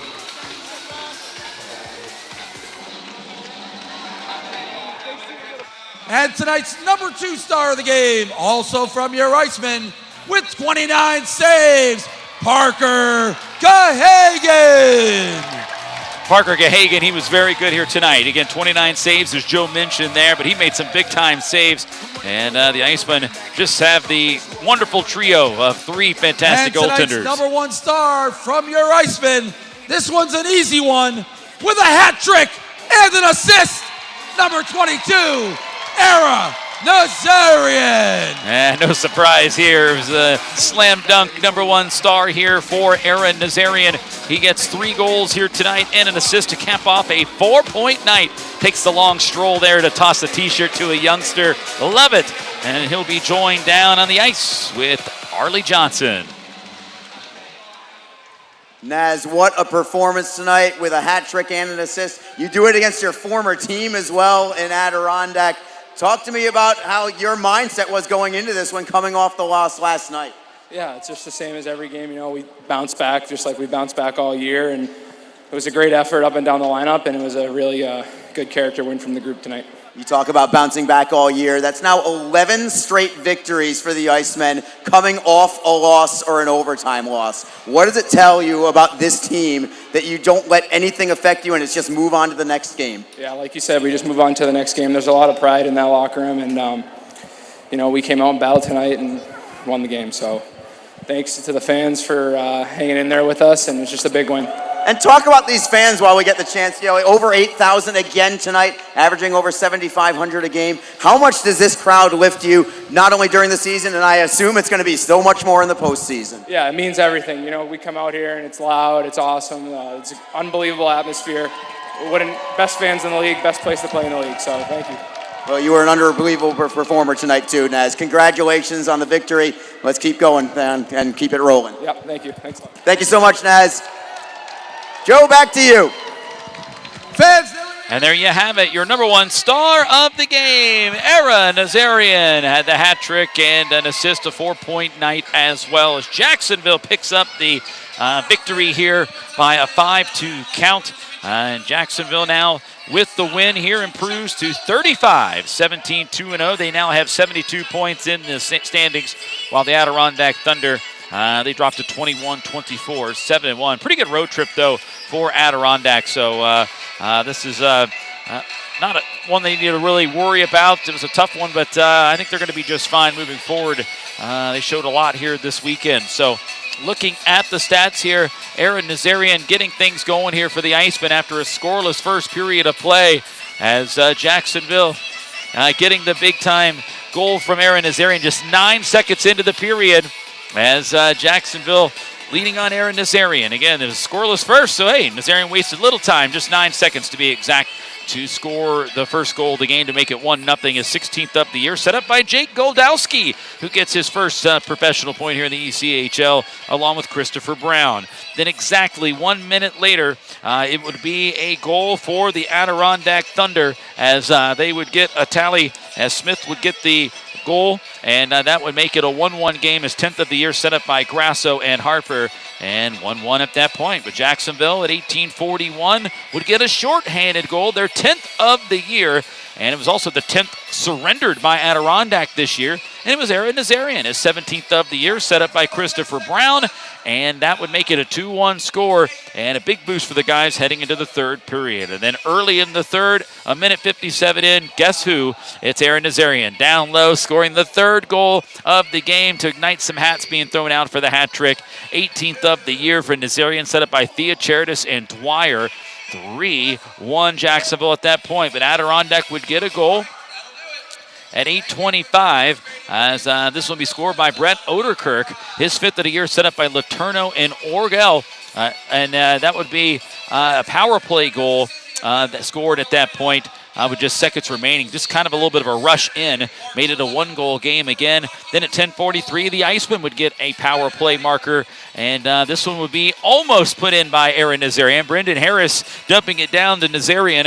Nazarian ripping one that went right off the post, and it hit off a defenseman for Adirondack, and then the puck was put home on a diving, lunging effort there by Luke Lynch.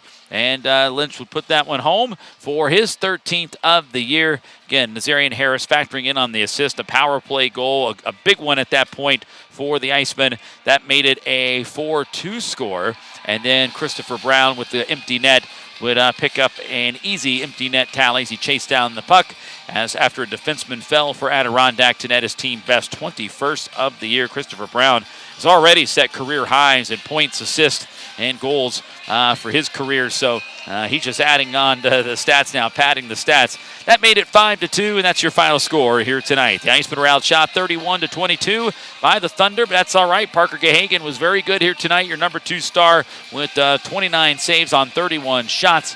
Adirondack was 1 of 5 on the power play. Jacksonville 1 of 3.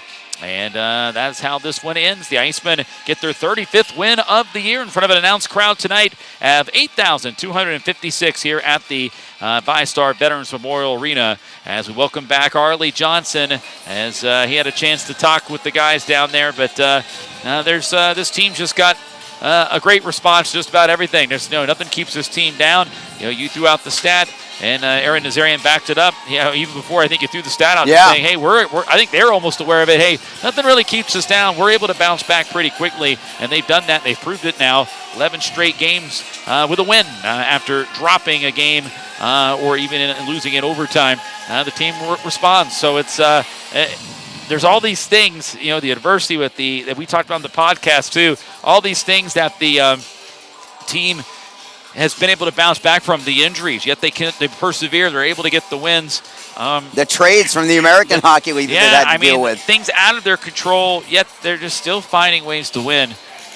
I like what they got here. There's something about this team that, it's the signs of a good team. Let's just put it that way. I don't know how far it's going to take them, and, that's a lot still to be determined. But those are good character traits of a team when you really break it down. No doubt about it. They have heaps of resolve, this club does. And that's going to bode well not only right now in terms of getting these victories and bouncing back and, not letting any kind of losing streak happen, but I think it's going to really pay off even more when the postseason hits. I mean, you're going to be in 7-game series, these dogfights with the likes of South Carolina, Greenville, Florida.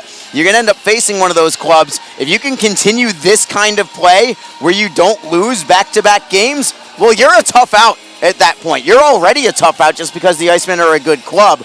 But if you can continue to find ways to bounce back from losses, and you can find a way to do that in the postseason, and you don't get rattled, and you just move on to the next game.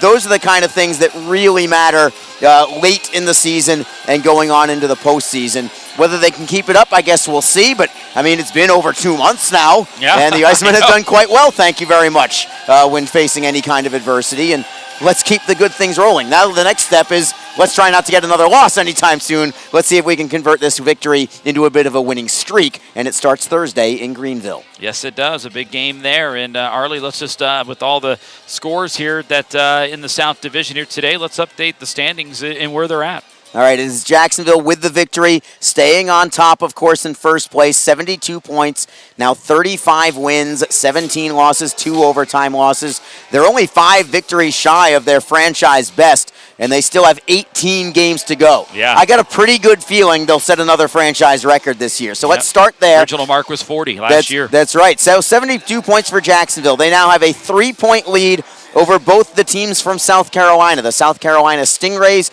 and the Greenville Swamp Rabbits both won quite handily today. So both of those clubs have 69 points. And then 1 point behind them after their shootout loss tonight. Technically 4th place, but still only 4 points behind Jacksonville and only 1 point behind South Carolina and Greenville. But that's where the Florida Everblades sit right now. Florida at 30, 15, 4, and 4.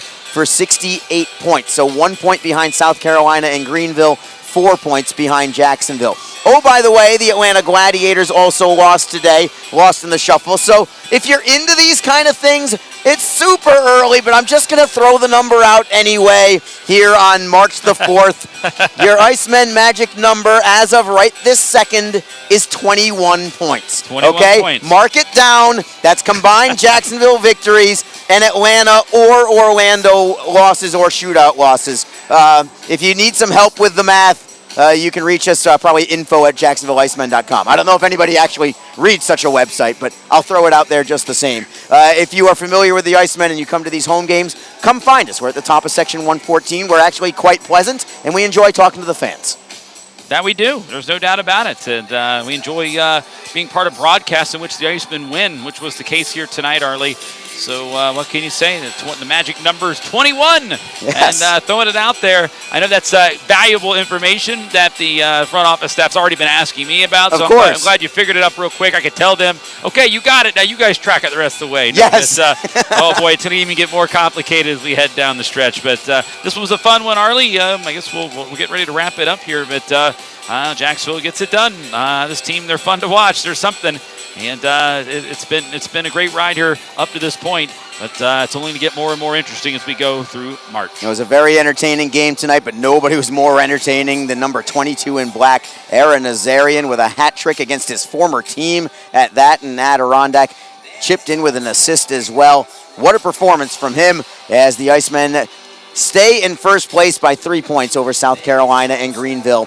Thank you so much to Gemstone Media for their bang-up job with the production. As always, of course, to our off-ice crew led by Jay Eilers. And for you, Alex, this is Arlie Johnson saying goodnight. Good guys, take it tonight. 5-2, the Jacksonville Icemen defeat the Adirondack Thunder this evening. For everybody else involved, this is Arlie Johnson saying goodnight. Next game, Thursday night. Alex, you'll have the call. Jacksonville at the Greenville Swamp Rabbits. Next home game is 1 week from tonight when the Icemen host the Savannah Ghost Pirates. Until then, have a wonderful evening, a great rest of your weekend, and this certainly was a great night for hockey.